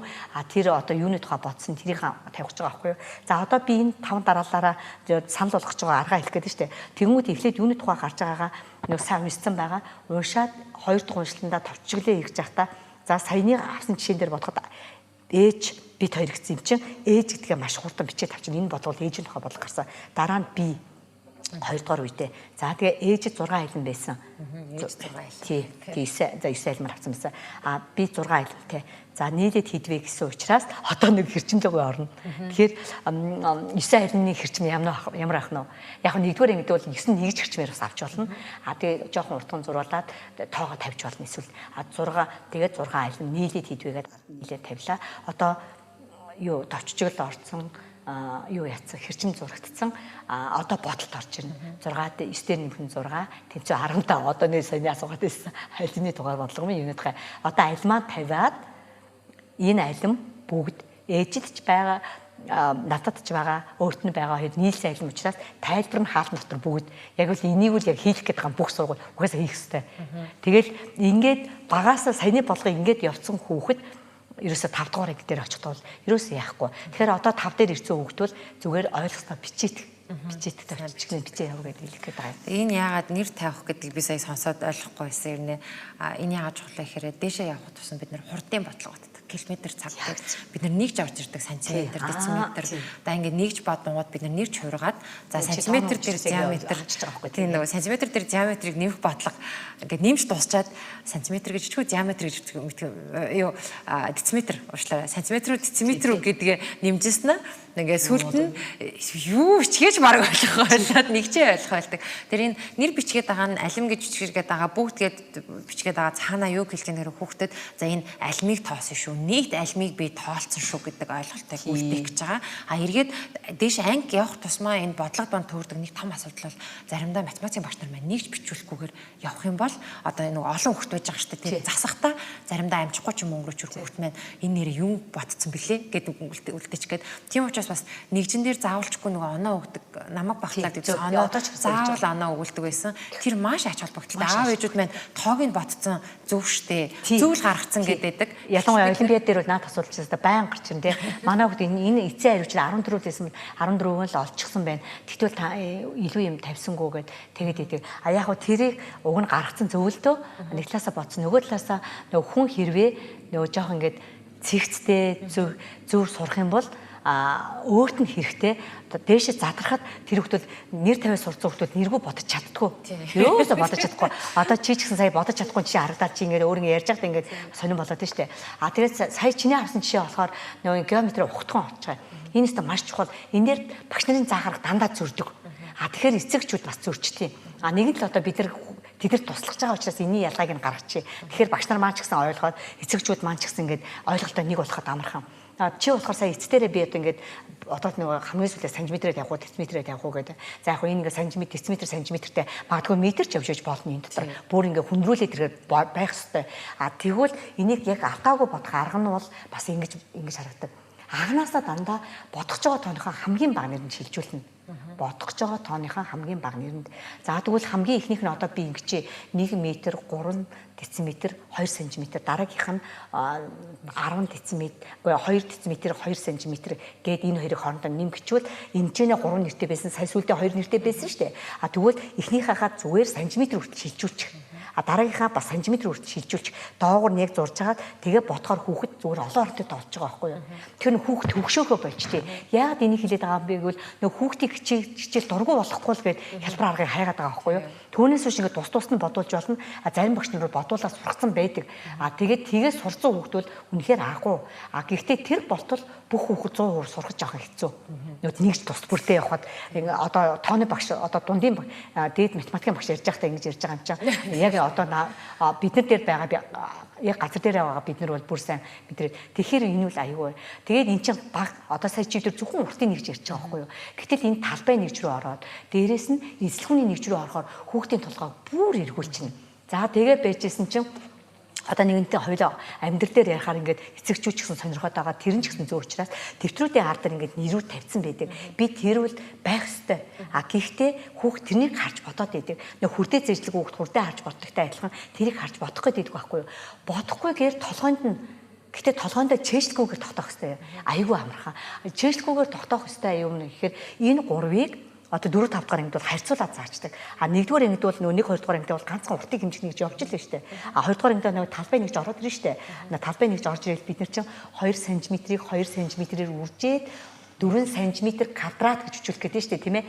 Тэгвэл тэрийг чинь бичүүлэх гээд байгаагийн учир нь талбай дээр яхаа зэрэг энэ бол урт бол нэг л урт чулууны тэмдэглэсэн юм байна. Талбай болоод ирэхээрээ нөгөө энэ урт тий уртыг хэмцэн урт штэ. Өрнийг хэмцэн урт хоёр хэмжээс ороод ирж байгаа юм. Хоёр хэмжээс ороод ирж байгаа учраас энэ нэр 2-оор таарсан. Ингээд 4 см-ийг үрчгэн 2 см. Тэгээд хэрвээ нөгөө урт дээрээ бол нэмсэн бол 6 см. Одоо талбайраа ороод ирэхээр үрдсэн учраас сантиметр квадрат. Тэгэхээр энэ хоёрыг харьцуулах өөрийг нь өөрөөр 2 удаа үрчнэ. Өөрийг нь өөрөөр 2 тухайнтайгаа өөрийг нь өөрөөр эзлэхүүн болоод ирэхээр тухайнтайгаа өөрийг нь өөрөөр 3 удаа. Нэг удаа ингээ хилцэн байхад 1 дециметр куб хэдэн сантиметртэй кубтэй тэнцүү вэ гэхээр энийг харах гайд тэгээд ихэвчлэн алдаан гаргаад авах шаардлага байхгүй. Энийг сайн сургацсан багт бол тооны хичээлийн бас нэлийн хувь нь явчихна шүү. Ер нь нэгжин дээр бас нэг нэмж одоо заашгүй хэлэх хэрэгтэй зүйл бол бид нэр тооны хичээлээр ер нь тоо их бодох гэдэг даа биш амьдрал дээр хэрэглүүлдэг байгаа тийм ээ. За одоо жишээ нь одоо амьдрал дээр яадаг чинь өдөр тутамдаа бид нар ингээл ашиглаж яадаг те тэдэн килограмм авлаа тэрнээс тэдэн грамм авлаа гэдэг ч юм уу те. Энийг бас айгүй их бид нар юун дээр ашиглавал хөөрхөө санагдсан. Дэлгүүр явж байхдаа ч юм уу тэр өөрөөр нь за чи 5 шиг алим аваад хэдэн грамм болж байна үзээ түрээ дээр за дараа нь жимсээ одоо бид нар нөгөө жимс худалдаад авахар дээр нэмэвтэй гарч ирдэ шүү дээ тийм тэрийг ингээл грамм байвал граммаар нэмүүлээл тэгэл граммаар их юм бол энэ хэдэн грамм бэ гэл ингээд нэгж хоорондын бас бодлогыг гэрт бодох маш их боломжууд байдаг тэгээ нэгж хооронд ингээд ялгаж сурсныхаа дараа хүүхдүүд ялангуяа дээшээ явах тусмаа бид нар хүн нөгөө хурдны бодлого ч юм уу геометрийн бодлогод руу ороход илүү хөнгөн яагаад гэхээр бид нар хурдны бодлогоор тэр хүүхдүүд маань сүлдээ нөгөө уртын зай хурд хоёрын хооронд нь холиод нөгөө юуг нь нэгжнийхээ атгахч айлах байдаг тийм хурд гэдэг чи яг нэгж хугацаад шүү гээл те айгуу сая тийм тэр айгуу бас хэцүү байдаг те хүүхдэд хэцүү харагддаг. Тэгээд тэрийг яаж ойлгох вэ гэдэг өөрөө хэцүү харагддаг. Үнэхээр ингээл нөгөө заана гэдэг өөрөө математик хичээл нэг талаасаа яг ингээл гоё хоёул амархан ингээл айгүй гоё ярьсан. Нөгөө талаасаа маш хариуцлагатай хичээл. Яагаад гэвэл нөгөө хүүхдэд худлаа ярихын арга байхгүй. Үнэн яг үнэн дээр явж очдог учраас нөгөө ингээ буруу гарчаад яачаад байх тул ерөөсө байх боломжгүй байдаг. Тийм тэгээд тодорхой байдаг учраас тэгээд багш нөгөө бүр хэлэх гээд байгаа санаа болохдоо зэрэг саяны нэрнүүдээр өгүүлбэртэй бодлогуудаар ингээд явахтаа зэрэг алхам тутамдаа нямбай байх хэрэгтэй. Тэгээд нөгөө зэгстэй зөв сурах нь математикт зэгстэй зөв суралцах нь математик сурахаас эхэлнэ гэдэг байгаа шүү дээ. Тэгэхээр математикийн хичээл бол хүний одоо яг хөө дэвтэр номны үйл ажиллагааны зэгцийг байх ёстой. Мэдлэгийг цэцэлдэг байхгүй юу. Тэгээд тэр зэгцтэй байна гэдэг чинь өөрөө зэгцтэй логиктой ярьж сурна. Логиктой ярьж сурна гэдэг чинь одоо нэг эсэн босон юм ярьжсэн өөр юм ярихыг хэлж байгаа юм биш. Тэгтэл энийг хаанаас сурж байгаа гэхээр математикийн шинжилгээ ухаанаас сурч байгаа байхгүй юу. Тийм тэгтээ зэрэг нь ерөөсөө л эмх зэгц, мэдлэгийн эмх зэгц. Одоо замбрааг үед явж байгааг бид нар яриад байгаа шүү дээ тий. Тэгтээ зэрэг нь тэгэл ингэ тоо бод тэгсэн чи бас ингэж миний бас тарихад бас нөгөө гоё санаа нэг гэдсэн юм байна. Ингэж явснаа гэртээ дивсэх хулдаасныхаа хэмжээг мэддэггүй. Засвар хийлгчээд одоогоо эсвэл илүү авдаг, эсвэл дутуу авд 100 айл руу 100 удаа явдаг гэдэг байгаа тийм. Энийг бодохоор нээр нь бид нар өөрсдөө амьдралгүй хичээл заасан харагдаад байгаа байхгүй. Нөгөө хүүхэд нь онц сурлагтан одоо юу гэдэг хамгийн сайн дараагийнхаа шатны сургууль одоо юу гэдэг ингээл одоо ингээд шатаараар ордог болчихлоо шүү дээ. Орцсон нэг л их тоо бодсон ингээл хөмсгөө зангицсан байгаад байсан чинь маш энгийн имийг хийж чадахгүй байна гэдэг чинь нөгөө бидний нөгөө хүүхдийн толгойг аюулсаа ашигласан амьдрал дээр ойлгуулаагүй хамгийн харамсалтай. Тэр зайд орох тэр талбай гэж юу хэлээд байгаа юм. Одоо тэр талбай гэдэг зэрэг заавал тэгшинцгтэр ойлгоцсон. Ихэнх хөгчөө магадгүй 12 дахь нэг заавал тэгшинцгтэр л ойлгоцсон. Гэхдээ яг юу орцсон л ингээд тойрог дуугын талбай гурвалжин талбай. Гэхдээ л ер нь хүний санаанд нөгөө тэр гэхэр хэн билээ ногоон лилтэй гэдэг шиг л ганцхан энэ орцсон явдаг байхгүй юу. Тэгшинцэг тэгтээ зэрэг нь аюулсаа ойлгуулсан байх юм бол нөгөөдөг чинь амьдрал дээр байгаа тэр жижигэн ганц өрөөний обыг авахтаа нэг өөртөө эдийн засгийн хувьд хэмнэлтэд авах тийм хэмжээний чадвартал сурах хэрэгтэй байна. Тэгэхээр биднэрт толгой байна, сэтгэж чадвар тгийг харах нь. Бид нар яг өөрийнхөө нөгөө ингээд математикийн сурсан түүхээ бид нар ингээд аягуусаа харах юм бол дийлэнх нь жоох сөрөг одоо юутэй төгссөн байдаг те ингээд математикстэй би угаасаа маттай 0 байсан гэдэг ч юм уу. Тэгээ тэрнээсээ болоод ч юм уу яг хүүхэд математик сурах үед бид нар тэрийг одоо миний математик шинээр сурах үе гэж итгээд аав ээж ингээл за би одоо яг хүүхдтэйгээ хамт сурыг гээл те ялч хаширдаг байхгүй юу би хүүхэд математик заана гэхээр л бүр ингээл хамгийн хэцүү ажил гэж ингээл өөр ирэхгүй бодогдол яа тэгэхээр математик сурах бас өөрөө их урт хүнд үйл байсан. Гэхдээ бид нэр одоо аав ээж болж байгаа хүүхдүүдтэйг хамтаа сурыг багшаасаа асууя. Тэгээ бас жоохон ингэдэгтэй заавал ингэж сургээд ах ингэчиж болохгүй мó гэд. Гэтэл яг түрүүний ярьдаг цэгцтэй тэмдэглэл хөтлөх дэвтэр дээр тэгээ би студиудад айгүй нарийн шаардлагатай байхгүй. Хаалтыг бол маш замбраатай хийнэ. Дараалын яг дагуу хийнэ. За ингээд нэг гээд одоо бид нар чинь бодлогын тоол гэдэг те нэг гээд тавьсан бол нэг гэдэг бодлогынхоо ингээд тооныхоо доор битгий юм бичээ хоос оргичих. Дэвтэр чинь зэгстэй харагддаг болно тий. Хоёр гингүү доотлон ингээ хоосоо ингээд тэр нөгөө нүднээсээ хойш тий зай үлдээгээд яг нүднийхаа дагуу ингээ тэгэхээр чи нэгдүгээр бодлого хаана нэхээс хоёрдугаар бодлого хаана нэхээс ингээд бичээд эхлэхээр энэ өнөөдөр чухал биш байж магадгүй. Ирээдүйд маш чухал болно. Ирээдүйд зүгээр Word файл дээр юм бичээд эхлэхэд л хаана юм оруулж гинөө зэгцтэй бичиж гинөө гэдээ эргээд тэр хүн мэдээлэлээ зэгцтэй сурдаг. Тэгээ энэ нөгөө манай багын математикийн багш айгүй энэ дэр их ач холбогдол өгсөн байхгүй юу? Их ингэж замбраа зэгцтэй явуулдаг. Тэгээ энэ надад юун дээр чухал болсон бэ гэхээр би дунд ангидаа нөгөө олонлогийн математикийн гүнзгий сургуульд орсон чинь хамгийн ихэнд чинь шууд альгебра орж ирэл деф тодорхойлолт теорем гэж заал эхэлж байгаа байхгүй тий. Тэгэл энэ чинь өгүүлт ингээл ерөөсө тодорхойлтыг яаж бичиж авдیں, теоремо яаж баталтیں. За тэгээд одоо нөгөө хүнд ийм одоо дунд ахлах руу чи бид нар илүү хүнд бодлого ороод ирнэ. Тэгэнгүүт бодлогоос нөгөө түрүүний хэлсэн үйлбэрийн өгөгдлүүдийг түүж бичих ажлууд гарч ирдэг. За бол тэдэн километр явсан гингүү за нийт явсан туусан зам тэд юм байна. За тэдэн цаг явж ирсэн гэж ингээл за нөгөө өснөгтэй хийж байгаа л юуг олох гэж байгаа гингүүд за зам нь байна. Хурд нь биш хугацааны тэгвэл хурд хийдвэ гэдгийг ингээл тэмдэглэгээ маш нарийн ингээд шаардлага тавихад яг нөгөө багангийн цэгц маш их нэмэр болж байгаа байхгүй юу. Энийг тавихгүйгээр бид нар гүнзгий математикийн боловсролыг дээшээ олох боломжгүй болоод эхэлдэг. Ягаад гэвэл тэр их мэдээллийг эмхлэн зохион байгуулах чадвар дутагдаад эхэлдэг. Нөгөө хэцний толгой байгаа тий. Тэгэнгүүт одоо шаардлагын нөгөө хүүхдүүдэрээ ч гэсэн ингээд хэлэхдээ зэрэг одоо нөгөө хүүхдэд сургаж байгаа юм чинь зэгцтэй бичвэл чи бодлогоо 50% ботцсон. Тэр хүүхдэд аяйгуу сайн ойлгодог. Одоо дунд анги бол бүр сайн ойлгоо шүү те. Зүгээр л нэг зэгцтэй бичиг яг үндэ яг зэгцтэй бичиг түрүүний болгоо ингээд эхний товччихлыг зэгцтэй бичсэн байхдаа бодлогын 50% харагдаж байгаа байхгүй. А тийхгүй нөгөө тэгээд нөө товччихл бичээр ингээд цаг алдаж яснаас ингээд бодчих гэдэг юм уу? А эсвэл ингээд тэр нэр тавих ямар хамаатай юм бэ гэдээ бодчихгээл бодож байтал тэр бодлогоо ойлгохгүй байгаа байхгүй. Ойлгосон хүн ингээд яг тэр зэгцээ шиг ингээд угаасаа дараа ингээд явчихна. Саний ингээд бодлого бодох 5 дараалал үлгэн яг баримтлал яасан гэж баримтлуулаад явчихсан бол ингээд бүгдөө ингээд хийгээ явчихдаг. А манай багш нар бол нэлээд хийлэгдэг. А тэгээд би зүгээр ингээд одоо багш нь яг ингээд зөвлөх хийгээд сургуулиуд дээр ингээд зөвлөх үйлчлэгээ үзүүлээд явж байгаа юм л да. Ингээд багш нарт ингээд зөвлөх үйлчлэгээ үзүүлээд явж байгаад ингээд хүүхдүүдэд харьцаж байхад тэрийг хитрхийн ям байлаа. Хитрхийн нөө эсрэг болчихгоо. Ерөөсөө юм болгоч дандаа л нөгөө тунгийн тааруул гэж ярьдаг ч тийм ээ. Яг нөгөө хитрхийн яаж тань зэрэг хүүхэд нөгөө бодох процесстэй гол нь биш бичих процесстэй ажил бүгд өгчээд байгаа байхгүй. Тэгэхээр нөгөө сэтгэлгээний хурдч байхгүй болчихгоо. Тэгэхээр нөгөө тэрийг хийн гэхдээ жоохон хурдан хийлгэнэ гэдэг юм би бас болохгүй болчихдог байхгүй юу. Ийм хэсэгстэй гэхдээ тэр нь тийм амар одоо юм шовн зурмын тийм тэгээд нэг Улаанбаатар барьчих гэж байгаа юм тий. Тэгтэл Улаанбаатарын ганцхан багш байдаг биш. Нэг хүүхэд яг зэгстэй бариа сурчдаа зэрэг тэгэхээр нөгөө манай ингээд нямба ялангуяа нямба октодор нэлээд жишээ хараад ингээд 4 өнгийн бол урчаал нөгөөд ингээд нэг улаанараас нөгөө улаанаар тэгжээд нөгөө хичээлний өнгөрчгöd байдаг байхгүй. Ерөөсөө ганц ямаа л гоё гаргаад тэгээд бүр тэрийгэ барихгүйгээр гоё ингээд ялгамжтай гаргаж ирж болно л доо. Тэгээд тэрэн дээр бас яг тэгж сургая. Тэгээ яаж хурдан сургах вэ гэд тэгтээ зэрэг ерөөсөө багш өөрөө үлгэр жишээ тэмдэг нэгийг үзүүлчих. Би яг өнөөдөр мартчих. Тэгээд яг тэгээ байгаа багш нь яг ингээд өөрөө яг ингээд бичиж үзүүлчих. Тэгтээ зэрэг тэрийг харсан зүгээр хүүхдэд харсан байхад холоос заяо ингээд харсан байхад бол ингээл баг ингээд ангид засраад байна. Айгуугаа ингээд засраад тэгэл бүгдээрээ нэг л мэдхий тийм болоод нөгөөдхөө яг тэгж бичих гээд гоё яг гэдэг бид нар ингээл өөрсдөө ч гэсэн хүүхдээ хата гоё бичсэн дэвтрээ бүр хайрлаад идэг үстэй тий. Тэр хуудасаа бүр дахин хармаар санагдаад нөгөө багшийн гоё бичсэн багшийн тэмдэглэгийг дахин харах гад ингээд байдаг. Яг тэр шиг болдог учраас бол тэрийг бол үлгэр жишээ. Аливаа юм дээр мэдээж багш хүн өөрөө л үлгэр жишээ. Тэгээ багш нар ч гэсэн баг гэлтгүй яг тухайн өдрийнхөө хичээлийг яаж бичүүлмээр санагдана тэр шигээл тэрийг нэг удаа өөрөө бичээл үзүүлчих тэгээд баалаа. Ялангуяа дэвтрэн дээр бичих их чухал юм бэл. Яг тэр самбарчин өөр орон зай тий. Том тэгээд шугамгүй орон зай байгаа.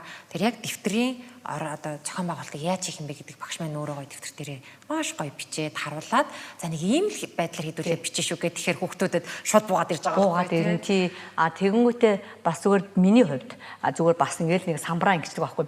Энэ самбар бол миний та нарын дэвтэр багшийнх нь дэвтэр бол самбар гэд хэлчихэд би хаанаас эхэлсэн бэ? Хаана дууссан бэ? Яг тэгэрийгээд нээлттэй хичээл дээр суудаг багш нар бол ерөөс мэдчихэл байгаа юм. Ерөөсөө тэгтээ зэрэгэл яг хүүхдийн болчтой. Тэгээ одоо би миний самбар ийм байгаа юм чи ингээ голоор ингээ яг хуваагаад бичдэг зэрэг тэгэл бичдэг зэрэг хүүхдүүд тэгэл дараагаар нь өөрөө өөрийнхөө ажлыг бас хөнгөвчлж байгаа. Дараа нь хүүхдэд нөгөөдгөө дахин яриад тахгүй. Хичээлээ л ярьж штэ. Бодлогоо л ярьж штэ. Дараагийн бодлогыг бодох. Тэрээс одоо гоё хичээлээ яриад тахгүй. Тэгэхээр бүгдээрээ манай багш нар ч гэсэн нэгдүгээр ангиас нь сайхан эмхэлцэж авчаад тэгээд эцэгчүүдийн хөдөлгөөнөд зэрэг манай хүүхд за яг нэгдүгээр ангид одоо ингэж л бичиж байгаа юм байлгүй. За хоёртоо ингэ сурна. Хизээч үгүй. Яг л анханасаа л байж анхан тавилт нь ямар эхлээд нэг буруу сурсан хүүхдийг зөв болгож сурах гэж бид нэр гिचнээ дахин оролдож байж нэг буруу зуршлаас нь гарах гэж яадаг. Хүн чинь нөгөө сайн ямыг болохоор чи бид нар 10 илүүчээ сурдаг, муу ямыг нэг хараа сурчдаг гэдэг чинь бас тэр байдаг болохоор анханаас нь бүгдээрээ айгүй гоё эцэгцтэй ч явж. Тийм тэгээд бид нар бас сонсогчдод зориулаад хэлэхэд өмнөх дугаар дээр болор сайхан багштай бичгийн хэвийн талаар ярилцсан байгаа тий. Бүр амар гоё уран бичигтэн гэхгүйгээр хүүхдүүд мань эмх цэгцтэй ойлгоцтой хамгийн гол нь тэр бичиж байгаа мэдээлэлөөр зохион байгуулалттай хүн ингээд харахад ойлгомжтой тухайн хүүхэд харахад ойлгомжтой байх талаар бас ярилцсан. Тэгэхээр тэр дугаарыг бас нөхөж сонсож үзээрэй. Тэгээд одоо ер нь тань дээр орж ирж байгаа хүүхдүүд дээр харахад ямархуу бэрхшээлүүд жоохон түгээмэл байгаад ах шиг байна. Аав ээжүүд мань юунд анхаарах вэ? Харцангуй би харин монгол хэл заахаас ямар нэгэн хэл заах яхаас илүү математикийн хичээл дээр бол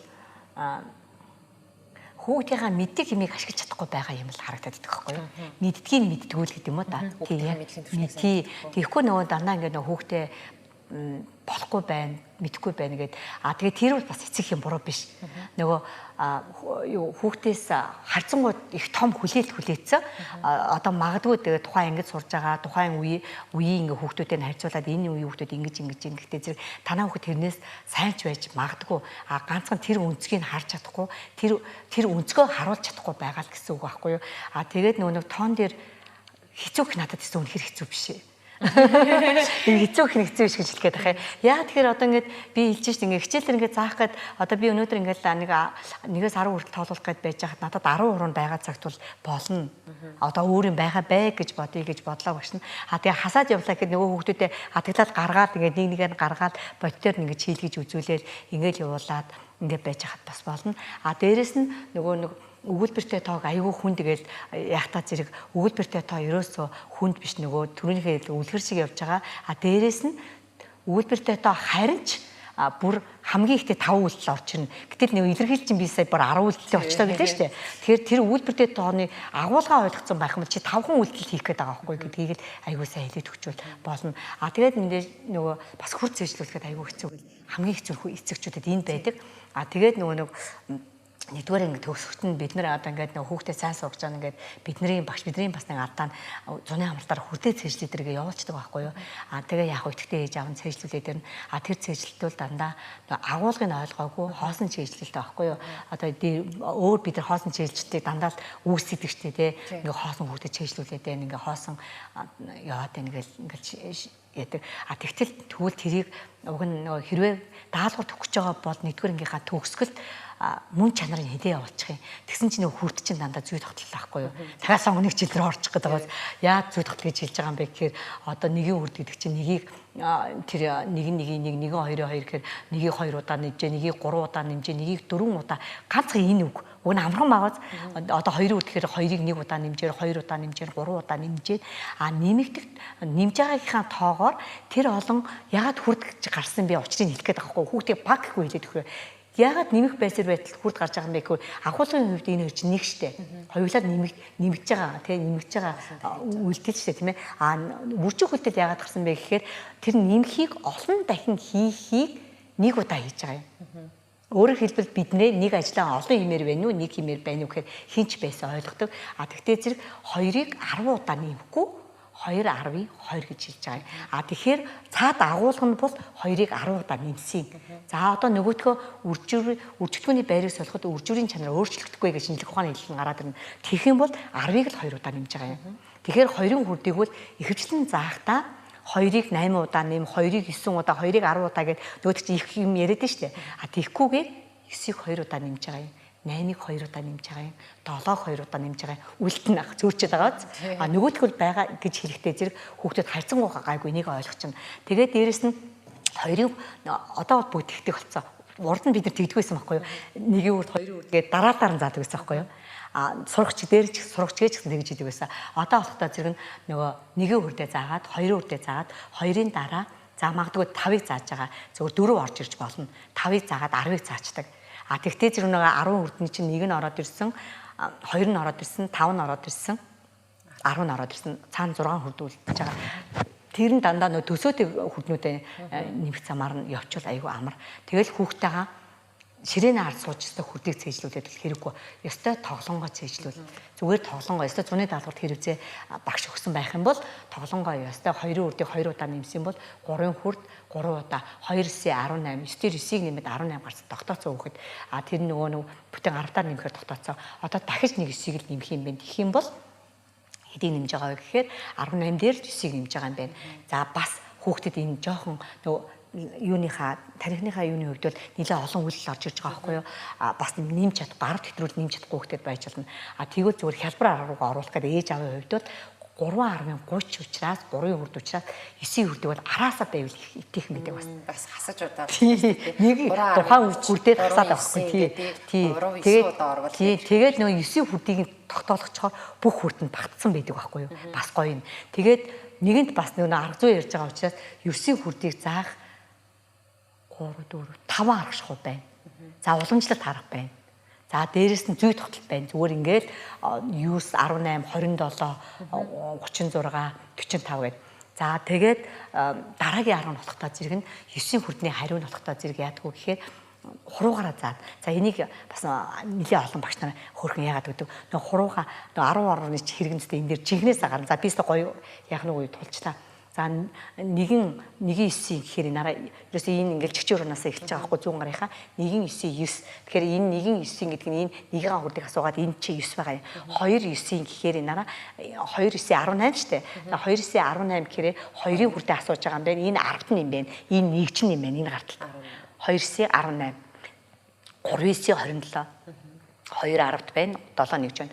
4 9 36, 5 9 45, 6 9 болж байгаас 7 9 гэрэнчээ 6 10 байгаа 63, 8 9 72, 9 9 81, 10 10 19 бүтэн 19 9 10 энд дээр явж байгаа юм чи. За одоо бичиглэлээр харсан чинь наад чи их гоё 18 27 гэсэн үгний зүй дахлыг хадаа 27 36 ямар зүй дахт харагдаж байна?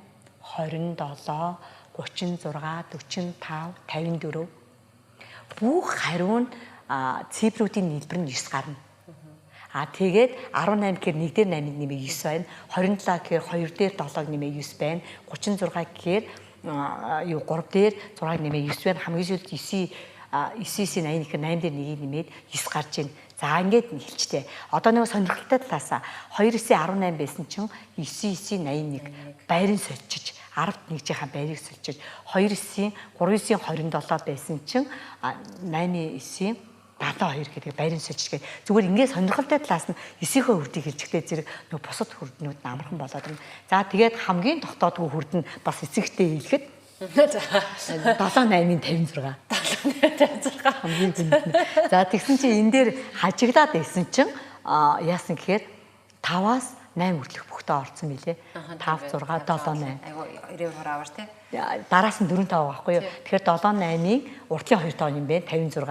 Одоо бүр муу арга гэж хэлж болохоор ахна штэ. Тийм тэгээд тогтоод хүн энэ. Тэгээд нөгөө бас тал талаас нь үсэх гээд байгаа. Өөрийг нь өөрөөр үрдснүүдийн нэг түүгээд тогтоолгочтой. 2 2-ын 4 3 3 9 4 4 16 5 5 ингээд өөрийг нь өөрөөр үрдсэн квадратууд нь бидний хайдлаар тогтоолгочтой. Тэгэхээр ингээд нөгөө хөвшмөл дандаа нэг 2 үрдээ уншуулаад 3 үрдээ уншуулаад биш. Одоо тэгээд нөгөө нэг бас хүр цээжилж яхад нөгөө хоосон цээжилсэн хүмүүсийн хувьд бол зайлууд нөгөө юугаан цээжлэхэд дундаас нь хэлэхээр хэлж чадахгүй нөгөө дараалал унших гэдэг штэ. Тэгэхээр саяны тохиолдолд бол харьцан баг болоод ирнэ. Бас ингэж нөгөө янз янзын тэндээс нь асуух тусан хүмүүс ингээд сонирхоод нэр яагаад гэж юм бол нэр яаж ам болоо гэдэг. Тэгээд аав ээжүүдээ хэлэхэд аль ч хүр цээжлэхэд айгуу чухал нэг зүйл бол өөртөө айгуу дурлж хийх хэрэгтэй. Өөртөө ёо хүрд гэж эхэлчих юм бол хүүхэд ч гэсэн зүрх. Наад ёо гэдэг үг чинь байхгүй, хүнсэг атралтай байхгүй. Тэгэл ихлэн тооны айгуу гой тооны хичээл байдаг юм бэ. Тэрийг танах хойдон одоо ингээ 2 дугаар ингээ миний хүүхдийг амраад ирэхсэн 2 дугаар ингээ үзэж байгаа юм бэ. Тэгсэн чи тэр маш амархан юм байна штэ. Их гой ба. Тэрэн дээр дандаа нөх хүүхдтэй ингэж хэл. Надад амархан байсан. Нөх хүн ингээд ярьж байхдаа одоо бид нар ч гэсэн ингээд нөгөө таньдаг хүний ярихаар ингээд дуртай байдагтай адилхан таньдаг юм ярих хэрэгтэй байхгүй юу? Би ингээд сургуульд байхдаа хүрдийг хамгийн сайн чийжилсэн байсан. Тэгээ багш нь ярихдаа багш нь ингээд хүүхдэд зааж яхад хүрдийг хамгийн амархан тогтоод уг нь хамгийн хэцүүг нь хэлэх гээд байгаа шүү дээ. Яг хамгийн амархан нь хүрд байдаг. За тэр гоё хичээлэг оръё. За тэгээд санамсаргүй нөгөө яг ингээд нөгөө гоё гэдгийг хэлэх гээд байгаа учраас гоё гэдэг үг их гарчдаг. За одоо шавнар бас нэлээд мэдчих байдаг. Одоо ганцхан гоё тоо бодчих гоё тоо одоо яалчгүй тэгж амнаас гарч ирээд байдаг байхгүй. Хүн тэгж бодонгууд л ард гоё гэдэг үг ороод ирдэг. Тэгэхээр нөгөө гоё гэдэг үгийг сонссон хүн чинь ухамсартай сонссон ч ухамсаргүй сонссон ч тэр гоё гэдэг үгний өөрийнх нь нөгөө үгийн энерги байдаг байх. Надад тэгж санагддаг. Одоо ганцхан гоё бодчих. Одоо ганцхан гоё. Одоо өнөөдрийн хичээл үнэхээр гоё. Надад гоё санагддаг. Багш нь гээл самар дээр бичих та яриа л өгдөг. Багш нь яг энийг хүүхэд байхдаа бүр ойлгохгүй бүр гिचнээ яадаг байсан. Ийм амархан юм байсан билээ. Та нар одоо ингээ ойлгож байгаа учраас маш азтай юм аа. Тэ тэгэхээр илүү тоон сайн болох ч гэдэг юм уу. Тийм нэг жижүүрийн гоё өгнөттэй бай. Тийм ерөөхдөө бас аав ээжүүд маань тэр өөртөө одоо нөгөө Америкт болохоор math anxiety буюу одоо математикаас түвших эмгэг гэдэг бүр одоо яг албан ёсны томьёоч биш ч гэсэн ер нь насны хүмүүс өөртөө математик хичээлээс хашрах айх заавалтай болсон. Эргээд хүүхдийн хичээлийг хийж байхдаа ухамсаргүйгээр тэр заавлаа гаргадаг. За яаж нэг тооных нь хичээлийнх нь ард гарна да. Гэл ингээл хүмсгэн зангираад хоолой ингээл цаашаа ороод ихлээл тэгээ тэндээс аав ээж маань өөртөө ихтгэлгүй байгаа байхгүй. Гэтэ насан турш хүмүүс бид нар чи ер нь бол өөртөө хүртээ мэдж байгаа, дөрөв аргын тоогоо мэдж байгаа, нэмээ хас чинь. Тэгэхээр за одоо өстөр нэрээ энийг хоёлаа хамтдаа хий. Хамтдаа гэл гэх юм бол хүүхэд айгүйх ингээд урам ордог. Энэ дэр бас нэг аав ээжүүд бол эмээ өвгөнөр заавал хэлэх зөвлөгөө өмнөөс нь хийж өгч болохгүй. Хэцэж болохгүй. Дандаа хариуг нь өмнөөс нь гаргаа явуулцдаг. Тэгэхээр бид нар эцсийн бүлэгт хүүхдэд тоо сурах. Гэвтэл нөгөө нэг хариуг нь гаргаа явуулчихсан зэрэг багш нь хараад чадж ийн гэдээ ойлгочиход байгаа байхгүй. Бид нар хин мэдж ийн нэг чилээ. Тэгэхээр нөгөө нэг танихдахгүй байгаа байхгүй. Таниулахын тулд нөгөө үнэнч байгаад хоорондоо яг ард зүг нэгтгэхэд тэгээд багш хүн чинь бол заавал туслагч байхгүй юу? Түрээс шалгагч биш. Тэр хүүхдийг ингээд айхтай гоё ая гэж яриад байгаа шүү дээ. Нөгөө хүндэтгэж айх байхгүй юу? Хүндэж түүнээс бишүүд багш аашландаа багшийнхаа тэгж тэр шийдэлтийн айлгалт биш байх хэрэгтэй. Энэ ярьслахаа төгсгөлж ер нь нэгт танд ингээд маш олон хүүхдэд цаахан тооны хичээлийг сонирхолтой аргаар заадагт маш их баярлалаа. Тэгээс айгүйх юм гоё номнууд гарсан юм шүү дээ, тий? Тооны IQ-гийн хөгжүүлэх номнууд. Эднийг ер нь аав ээжүүд хэрэг ашиглаж, яаж ашиглаж хэрэглүүл бас дэмтэй байдаг вэ? Тийм тэр төрлийн номнуудыг тий дээр нь хийхтэй яг үнэ чи өстой аюу хэрэгтэй. Тэгэхээр аюулаа яг ном руу орж байгаа байхгүй юу. Тэгэхээр яг сүүлийн үеийн ингээд номнууд ингээд гоё өнгөтэй, зурагтай, гоё зөв яг стандартын дагуу хүүхдийн эрүүл мэндэд тохирсон цаастай юутай байж байгаа. Тэгээд нөгөө ихэвчлэн нөгөө дээрээс нь нөгөө бүглэх юм явж байгаа байхгүй юу. Тэгэнгүүт тэрийг яг бүглж болно. Нэгдүгээр цаг хугацаа хэмнэж надад болохоор тогтцсон жоохон баг харагдаад байдаг байхгүй юу. Тогтцсон баг. Дандаа нөхөөд хийгээл одоо жишээлбэл шууд хариуг нь тавихад бэлэн байхаар ингээ тэгэхээр тэрийг ингээ заавал нөгөө тэмдэг дээр хийх гэдэг байгаа нь тийм нэг шийтгэлийн маягаар биш нөгөөтгөө ингээд нөгөө гарынхаа мэдрээд нөгөө бид нар хоол идэхээр амтлаад мэдрээд хоол идүүлээ гэж байгаатай адилхан зүгээр тэр номнуудыг их зөвөр ашиглуулад хэрвээ тийм ном байж болно тэгвэл бас нэг хийдэг дасгалтай зарим номыг болохоор ч ингээд айгаад байна маш их тоо ингээд дараалал ингээд илэрхийлэл ингээд 10 илэрхийлэл битүү ингээд битцсэн байх юм бол тэрнээс нь зүгээр баг багаар хийлгээд бичиж хийн гэдэг л их чухал санагдаад байгаа юм. Тэгээд нөгөө бас сургалтын арга зүй бас ингэж явагдаад байгаа. Канадын юмнууд ингээд тарааж өгөөд за одоо ингээд багш нөгөө агуулгын өндөртэй учраас нөгөө багшийн хичээл өндөртэй учраас нөгөөдгийнхөө хурдан хийлгэхэд бол нөгөө тарааж өгсөн одоо нөгөө бэлэн тэгээд бүглэгш одоо ерөнхийдөө тамтаа шаблон бүглэж байгаа гэж ойлгож байна. Хитрхи тэгтээ зэрэг нөгөө үлдэцгүй харагдаад хийсвэр чадаад байгаа юм шиг харагдаад байгаа. Нөгөө текстээр бодох, нөгөө уламжлалт аргаар бодох хоёрын ялгаа гэж яригадаад байгаа шүү дээ. Тэгэхээр хослуулах нь зөв. Ялангуяа Монгол хүүхдийн хувьд бол бид нар чинь хүүч мэдэрдэг, хийж мэдэрдэг дадалтай хүмүүс өөрсдөө тийм онцлогтой юм байна шүү дээ. Одоо ялангуяа тэр өгүүлбэртэй болгохыг бичээж бодно гэдэг шүү дээ. Би бол одоо яг үүндээ бичээж бодно. Надад ингээд одоо хэлээ та одоо тийм л одоо юу гэдгийг ингээд энэ тоог ингээд та надад ингээд хэлээ гэхдээ зөв би ямар ч зэгчүүд за би болчоод хариуг нь хэлээ гэд яг дадлаараа биччихээ тэгээ ингээд бодох гэдэг. Энэ бол нэг талаас намайг ингээд байнгын юм бэлэн зэгцтэй байлгахад их зүгээр юм бэ. Нэг талаасаа нөгөө талаасаа яг жоохон удаан гэдэг сул тал нь гарч ирж магадгүй. Тийм учраас одооний тэр сурагчдын гой өнгөтэй зурагтайг нь хамтраад ярьчих. Хамтраад яар би баг насных дээр бол байх хэвээр 6 настай одоо 2 настай хүүхдүүд 3-аас дээш ихтэй бол нэг хүчрхэн өнгө зурганд хуурталгүйгээр жоохон агуулгад тал руугаа ихээр биш ингээ баг багаар гоё ингээ давтамжтайгаар өгөөд ах тийм юмнууд хийлээд байвал зүгээр дээрэс нь тэгээд яг сургачгийн хэмжээнд бариад байх юм бол аль ч улс оронд одоо би бүр тэгж ярив одоо манайхан л тэгж бариад байх юм бол хүүхдийн сэтгэлгээ задрахгүй тийм учраас бол олон гоё номнууд авч өгөөд тэгээд тэр олон ном цөөн байх юм бол эзэн болгоод ном дуусгаж сурах хэрэгтэй байгаа юм. Тэгээ багш нар ч гэсэн ингээд бид нар ном авдаг. Одоо энийг төрөөнийх нь нөгөө боловсролын сая сонссон байсан учраас магадгүй сонсчих ба. Хэрвээ сонсчих юм бол бид нар ингэх гээд байгаа юм. Тэр номыг заавал багш нар илүү ном яагаад бариад байгаа юм бэ? Одоо бариад байгаа яригдсан шүү дээ. Угаасаа ингээл монгол хэл орсон ч гэсэн өөр нэг ном аваад тэрний ном, эртний ном гэж одоо бид нар нэрлэл авч л байгаа шүү дээ, тийм ээ. Тэр номыг яагаад барих гээд байгаа юм бэ гэхээр хүүхдэд дадлагжуулах гээд байгаа байхгүй юу? За дадлагжуулах гээд байгаа учраас авсан багшийн зөв. За одоо багш нар буруу, одоо багш нар маань бүгдээрээ яагаад биднийг буруу гэд хүмүүс зэмлээд байгаагаа одоо өөртөө яаж буруу биш байх гэхээр ингэх гээд байгаа байхгүй юу? Бүрэн ажилуулах гээд байгаа байхгүй юу? Дуусах Хэрэв авсан л бол дуусах. А дуусгахын тулд яаж дуусгах вэ гэхдээ зэрэг эцэгчүүдийн нэг талаас гомдлоод байгаа юм нь юу вэ гэхээр нэг ном ахуулдаг талд нь ороод дуусахгүй болгочиход байгаа ингээд байгаа. Тэр талаасаа дуусгачвал ямар ч эцэг хил ам хийхгүй. А дуусгах байгаа гээд хүүхдийг ачаалтаа явуулж болохгүй.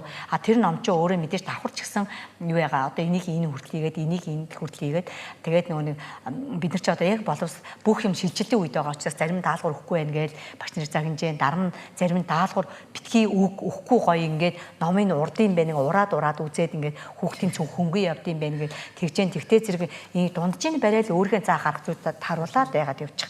А тэгээд нөгөө бидний сурах бичиг яг үндсэн одоо барих ёстой нэг улсын стандарт сурах бичиг маань муудаагүй. А тэрийг нөгөө багш нар дасгал ажил багтаа учраас өөр юм хайгаад байгаа байхгүй юу? Тий нэмж хийгээд байгаа байхгүй юу? Тэр дасгал ажил нь яг ингээд 40 минутанда 60 хүүхдэд багш нь амжихгүй байна. А гэтэл нөгөө 20 хүүхдэд багш нь болохоор хүүхд нь хийчээд байна. А 60 хүүхдэд мөртөө чадвартай багш нар байна. Бүгдийн чадварыг хийлгчээд дахиад багшд ямар нэг юм илүү юм нөгөө хүүхдээ сайн болох гэдэг байгаа шүү дээ санаа нь хөөрхий. Тийм учраас энэ хоёрын гогцоо гоё гаргаад бас нэг гаргалгаатай юм хийгээд ингээд яваад улсын сургагч нь зарим газараа бүгэлждэг. Эсвэл тэгээд бүгдчдэг байхаар болохгүй л дээ дамжуулж хэрэгжиж байгаа учраас тийм тэгээд тэрүүлнийхний цагт одоо яг өнөөдөр шийдэгдэх асуудал биш. Гэхдээ баг бид нэр хэлж ээж шийдэх учраас нэг яг хуу бас нэг хэлэх боломж гарсан учраас бол тэр улсынхаа сурагч дээр ч гэсэн бүгдээрээ яг ажиллахдаа бас дандаа нэг асуудал гардаг. Дандаа ингээд нэг багш биш хүмүүс дандаа судалгааны төвшний хүмүүс хийгээд байна. Гэтэл наад хүмүүсээс практик дээр байгаа хүн хийгээч гэж хэлээд байдаг. Яг хуу ингээд юу бага бүрдүүлээд практик дээр хийсэн бас энэ чинь хийгдсэн байхгүй 15 оноос хойш хийгдээд одоо бүх сурагч дээр бид нар ч гэсэн ингээл ороод хийгээд явж байгаа. Тэгээ явж байгаа учраас бол судалгааны түвшинд бол байх хэрэгтэй бас. Судалж байгаа хүмүүс чинь бас юу гэж тэр их ажлыг тэр их нэр их ажлыг хоосон хийгээд өнөөдөр болгоцсон байна гэж аахгүй шүү дээ. Бид нар практик талаасаа судалгаа хийж байгаа хүмүүс онол талаас нь дээрээс нь мэдээж бүр онлын онол гэсэн юм гарч ирээ. Ингээд энэ гурвын нэгдэл хоорондоо нэгдэцтэй байгаад тэгээд яг үнийг хэлчихэ сурагч дээр ажиллаж байгаа багш нар ажиллах дургүй байдаг. Яг үнийг хэлгээд яагаад гэхдээ зэрэг айгүй их ажилуулчаад их ажлын хажуугаар ажилуулчаад хязгаарч хөлсөө өгдөг.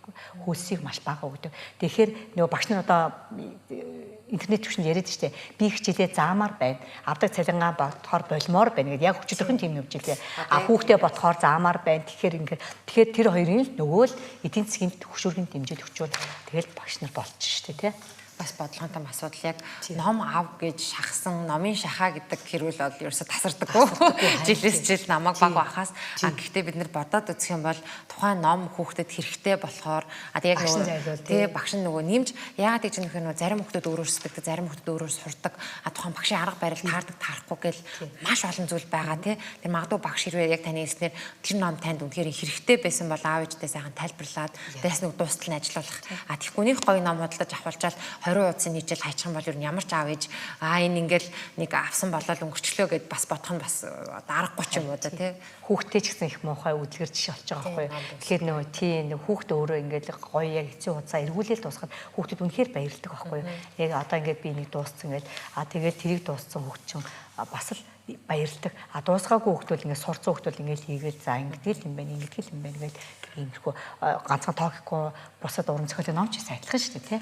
Тэгээ айгүй сонирхолтой яг нөгөө бид нарт Адяс бүрэн багшийн намаар бодлогоор нь бодолдог бүр ингээд айлгуурыг чи ерөөсөө бүр айлгуур геометри чи ингээд нэг бодлого бүр юм. Тэгээ манай багш нэг юм юу гэдэг вэ? Одоо яг журналын дээрээ 1 2 3 гэд бодлоготой бичсэн.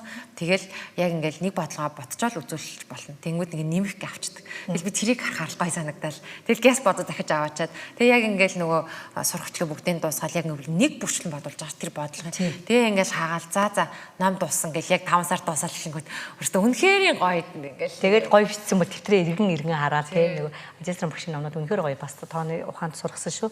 Тэгээ бас нэг сонирхолтой төвхөө болцоод МКС би МКС сурч төгссөн. Тэгээ МКС-ийн Яндан багш гээд одоо мундаг математикийн ухааны доктор хүн байсан миний хамгийн хайртай багш нарын нэг. Тэгээ Яндан багш чинь ингээд лекц эхлэхэд ер нь хуучны манай математикийн одоо том профессорууд ингээд лекц эхлэхдээ бүр ингээд эхнээс нь эхлээл самрын ашиглалт маш мундаг маш гоё яг ингээд оршлын дунд хэсэг нь тэгэл төгсгөл хэсэг айгуу гоё тэр 90 минутанд нөгөө самраа айгуу гоё зохион байгуулдаг. Тэгээ Яндан багш ингэж гэсэн байхгүй лекцийг хийж бичиж дуусаад гараад яваад эцэг 50 гараа явна шүү дээ. Дараагийн хичээл нь яг нөгөө дууссан хэсгээс нь эхлүүлээл бичээ явдаг. Тэгээ ингээд дээдлийнхаа курсын цэвэрхэн бичсэн оюутнууд нь дэвтрээ зардаг байсан шүү дээ. Сурах бичгийн төвшөнд гээд одоо хөтөлцөн дэвтэр гэж бид нар хоёулаа нөгөө яг ярьсандаа хоёр би нэг матчна гэж хүнд ойлгох юм болоод энэ багш нар бас яг тэгдэг. Математик сонгоны ингээд зузаан дэвтрүүд эхлүүлээд одоо манай хүмүүс зөндөө тийм шанаар байгаа. Багш нар ч гэсэн байгаа. Тэгээд яг хамгийн сүүлийн багш бол энэ бол ингээд ямар ч багш бол ямар ч хүнээр худалдаж авахд бэлэн их гоё ингээ өөрөө харахад тэр би тэр хүүхдийн дэвтрийг өөрөө амар тэрэндээ дурлаад идэх байхгүй юу. Тийм тэгэл урд нь ингээд бодохын бичээл ард нь яг хоёр байгаа л бодолтын бичээл. Тийм тэгээд бодож чадаагүй бол яг зайг нь үлдээчдэг. Би өөрөө ч гэсэн бодож чадаагүй л ингээд тийм бодож чадахгүй болго зөндөө байгаа шүү дээ. Тэгвэл ингээд өөр багш нараас асуугаад арга зүгийг ингээд бичиж аваад за энийг чи ингэж бодох байсан юм бэ ингэж бодох байсан юм бэ гэл ингээд бодоод явдаг. А тэгээд нэг математик шинжлэх ухаан хуучирдаг учраас би ингэж бодог. Би анх заасан хүүхдүүд одоо заасан хүүхдүүд ямар азтай юм бэ? Бүр гаргалахыг нь гаргаад бүр амархан төвшин бодоод ирэхдээ зэрэг тэр хүүхдний нөгөө замлан баг тэгээ зовлт нь баг гэдэг юм одоо чиний ингээ бодсон юм дотор ингэж явах. Тэгтээ зэрэг багш нартай хэлэхдээ уйггүй зүгээр бод амархан гэж битээ бод. А ямар ч хичээлийг бүтээн хариуг нь өөрөө чэйжиндээ авчаад орох хэрэгтэй байхгүй. Тэгэхгүй яг хүүхдтэйгээ бодож ирсэн аюул чухал хэлчихв. Хүүхдтэйгээ яг ингээ бодож явснаа нөгөө алдаа бид нар гаргана хүн хэмжээ гаргана шүү дээ тийм ээ. Тэнгүүд эргэзээ тэр гэтэл нөгөө өөртөө итгэлгүй байгаа байдал нь харагдаг. А тэгэхгүй тийм учраас бол урьдчилаад тест математикийн хичээл бол заавал ботцсон байх хичээл. Нэгдүгээр ангич байсан ботцсон байх хичээл. Яг хөө би нэгдүгээр ингээ орж байгаа юм чинь ингээ 5 дугаар ангид бол жоохон айгаа жоохон бодож орлоо гэж бодлоо. Хүүхгүй ерөөсөө айл айлын ингээ орсон бод өөрөө гоё нүүр бардам. А тэгээд хүүхэд хэрвээ таны багш нь бидний алдааг засаж байгаа бол аюулгүй гоё хүлээн зөвшөөрөх хэрэгтэй. Бүр магтах гэдэг. Тэрэн дээр өстө хүүхдтэйгээ зэрэгцээл үгүй би ингэж бодох гэсэн гэж хизээш хүмсэг дангаж чадахгүй. А тэрэн дээр нээр нь тийм бэ чи ямар мундаг юм бэ? Багш нь за бүр болохгүй бол ээж аав ч гэсэн ялгаахгүй. Ээж нь чамайг яах нь за энэ их хамгийн эцсийн арга шүү. Гэт чамайг бас ингэ боломж үлдээгээд яг ийм хариу тавьсан. Багшны та нарыг яах нү гэдэг харсан. Алдаагаа болоод харчлаа гэд хэлчүүд ерөөсөө хин тэр хүүхдэд аюу том юм үлддэг. Тэр тоог ойлгочдөг байхгүй юу? Тэр нь хамгийн гой санагддаг. Тийм. Тэгээс алдсан шүү дээ бид нар чинь тэгэл юу яаж орж ирж байгаа л тэгэхээр сайхан ярилцлаа. Тэгээд сонсогчд маань бас сонирхолтой хэрэгтэй байсан байх гэж бодож байна. Математик хайртай болохоор би өөрөө математикийн хичээлээс битээ хайшраасаа, дурлж хийгээсээ, дуртай байгаасаа гэж аягүй хүсдэг. Гэхдээ яалтчгүй одоо нөгөө сая пизагийн дүнгээр ч гэсэн бид нар харлаа тий Монгол хүүхдүүдийн маань математик ур чадвар бол одоо дийлэх 5 хүүхдүүдийн 3 нь илүү ерөөхдөө үндсэн төвшөндөө хүрэхгүйгээр нэлээд муу шалгагдсан юм дүн авсан. Тэр нь юу гэлж ийм гэхээр 15 настай хүүхдүүдийн дүн байсан шүү дээ. Тэгэхээр ер нь бид нар бол бага ангид суур сайн тавьчихдаггүй байгааг юм бас нөгөө олон улсын үнэлгээ ороод ирчихэж байгаа. Тэгэхээр эцэг эхчүүд одоо хичээлийн шинжил 2024 оноос 2005 оны хичээлийн шинжил эхлэхэд зориулаад 36 жил ажилласан зөвлөх багш болор сайхан багш минь нэрж эцэг эхчүүд болон багш нарт за маш олон залуу багш нар байгаа тийм ээ. Одоо олон хүүхдэд ажиллаад заримдаа очиж олох. Гэтэ бас яг тэр багш саналаа бас эргээд гоё хэлээ те. Яг таны тэрийг чинь эргүүлээд ингэж заачаар илүү гоё юм бэлээ гэвэл бүр гоё юм. Тий. Тэр багш маань бие биендээ хуваалцаад арга зүйг хуваалцлаа. Аав ээжүүд багш бүгд яаж байгуулж ажиллах уу гэдэг талаар ярилцлаа. Тэгээ зарим хүмүүс бас гайхтал нь олон өөр төрлийн математикийн бодлого ярьлаа. Тий. Тэгэхээр ингэж дурлж болдог салбар. Тий учраас их одоо хичээлийн шинжилгээ урам зоригтойгоор дуртайгаар ороорой гэж өрөөгөөд хичээлийн шинжилгийнхаа ингээд эхний дугаарыг инхүү бэлтгэлээ. Болор сайхан багштай студид дээрсэнд маш их баярлалаа. За урьсан баярлаа. Тий. За тэгээд ингээд бид хоёр бас тавчхандаа цагт баригдаад яриул мэдээж зөндөө их юм яригдэн тий. Тэгээд заах арга зүй энэ төргээл ярих юм бол асууж олно гэд тэгээ хариулж чадах нүгөө. Хариулт нэгээр. Болор сайхан багш маань зөв эхлэл сургалтын төвийг үүсгэн байгуулна ажиллуулж байгаа. Тэгэхээр бас багш нар эцэг эхчүүд маань бас асуух зүйл байх юм бол зөв эхлэл сургалтын төв рүү холбогдоорой. Тэгээд боловсролын тухай буугаалын подкаст маань өндөр математикийн хичээлийн тухай буугааллаа. Та бүхэнд сонирхолтой байсан байх гэж найдаж байна. Цогтой цаг подкастын энэ дугаар таалагдсан бол заавал шеэр хийгээрэй. Одоо математикийн хичээлээ заах гээд хүүхдээ заах гээд бас очих болохгүй байгаа аав ээжүүд рүү бас явуулж өгч тусаалаарай. Тэд нар маань их таалагдах бах. Уламжлалт ясаар манай энэ дугаарыг Livestream XR Studio ивент тэтгэн дэмжиж ажиллаа. Тэгэхээр дараагийн дугаараар уулзцаая. Баяр таа.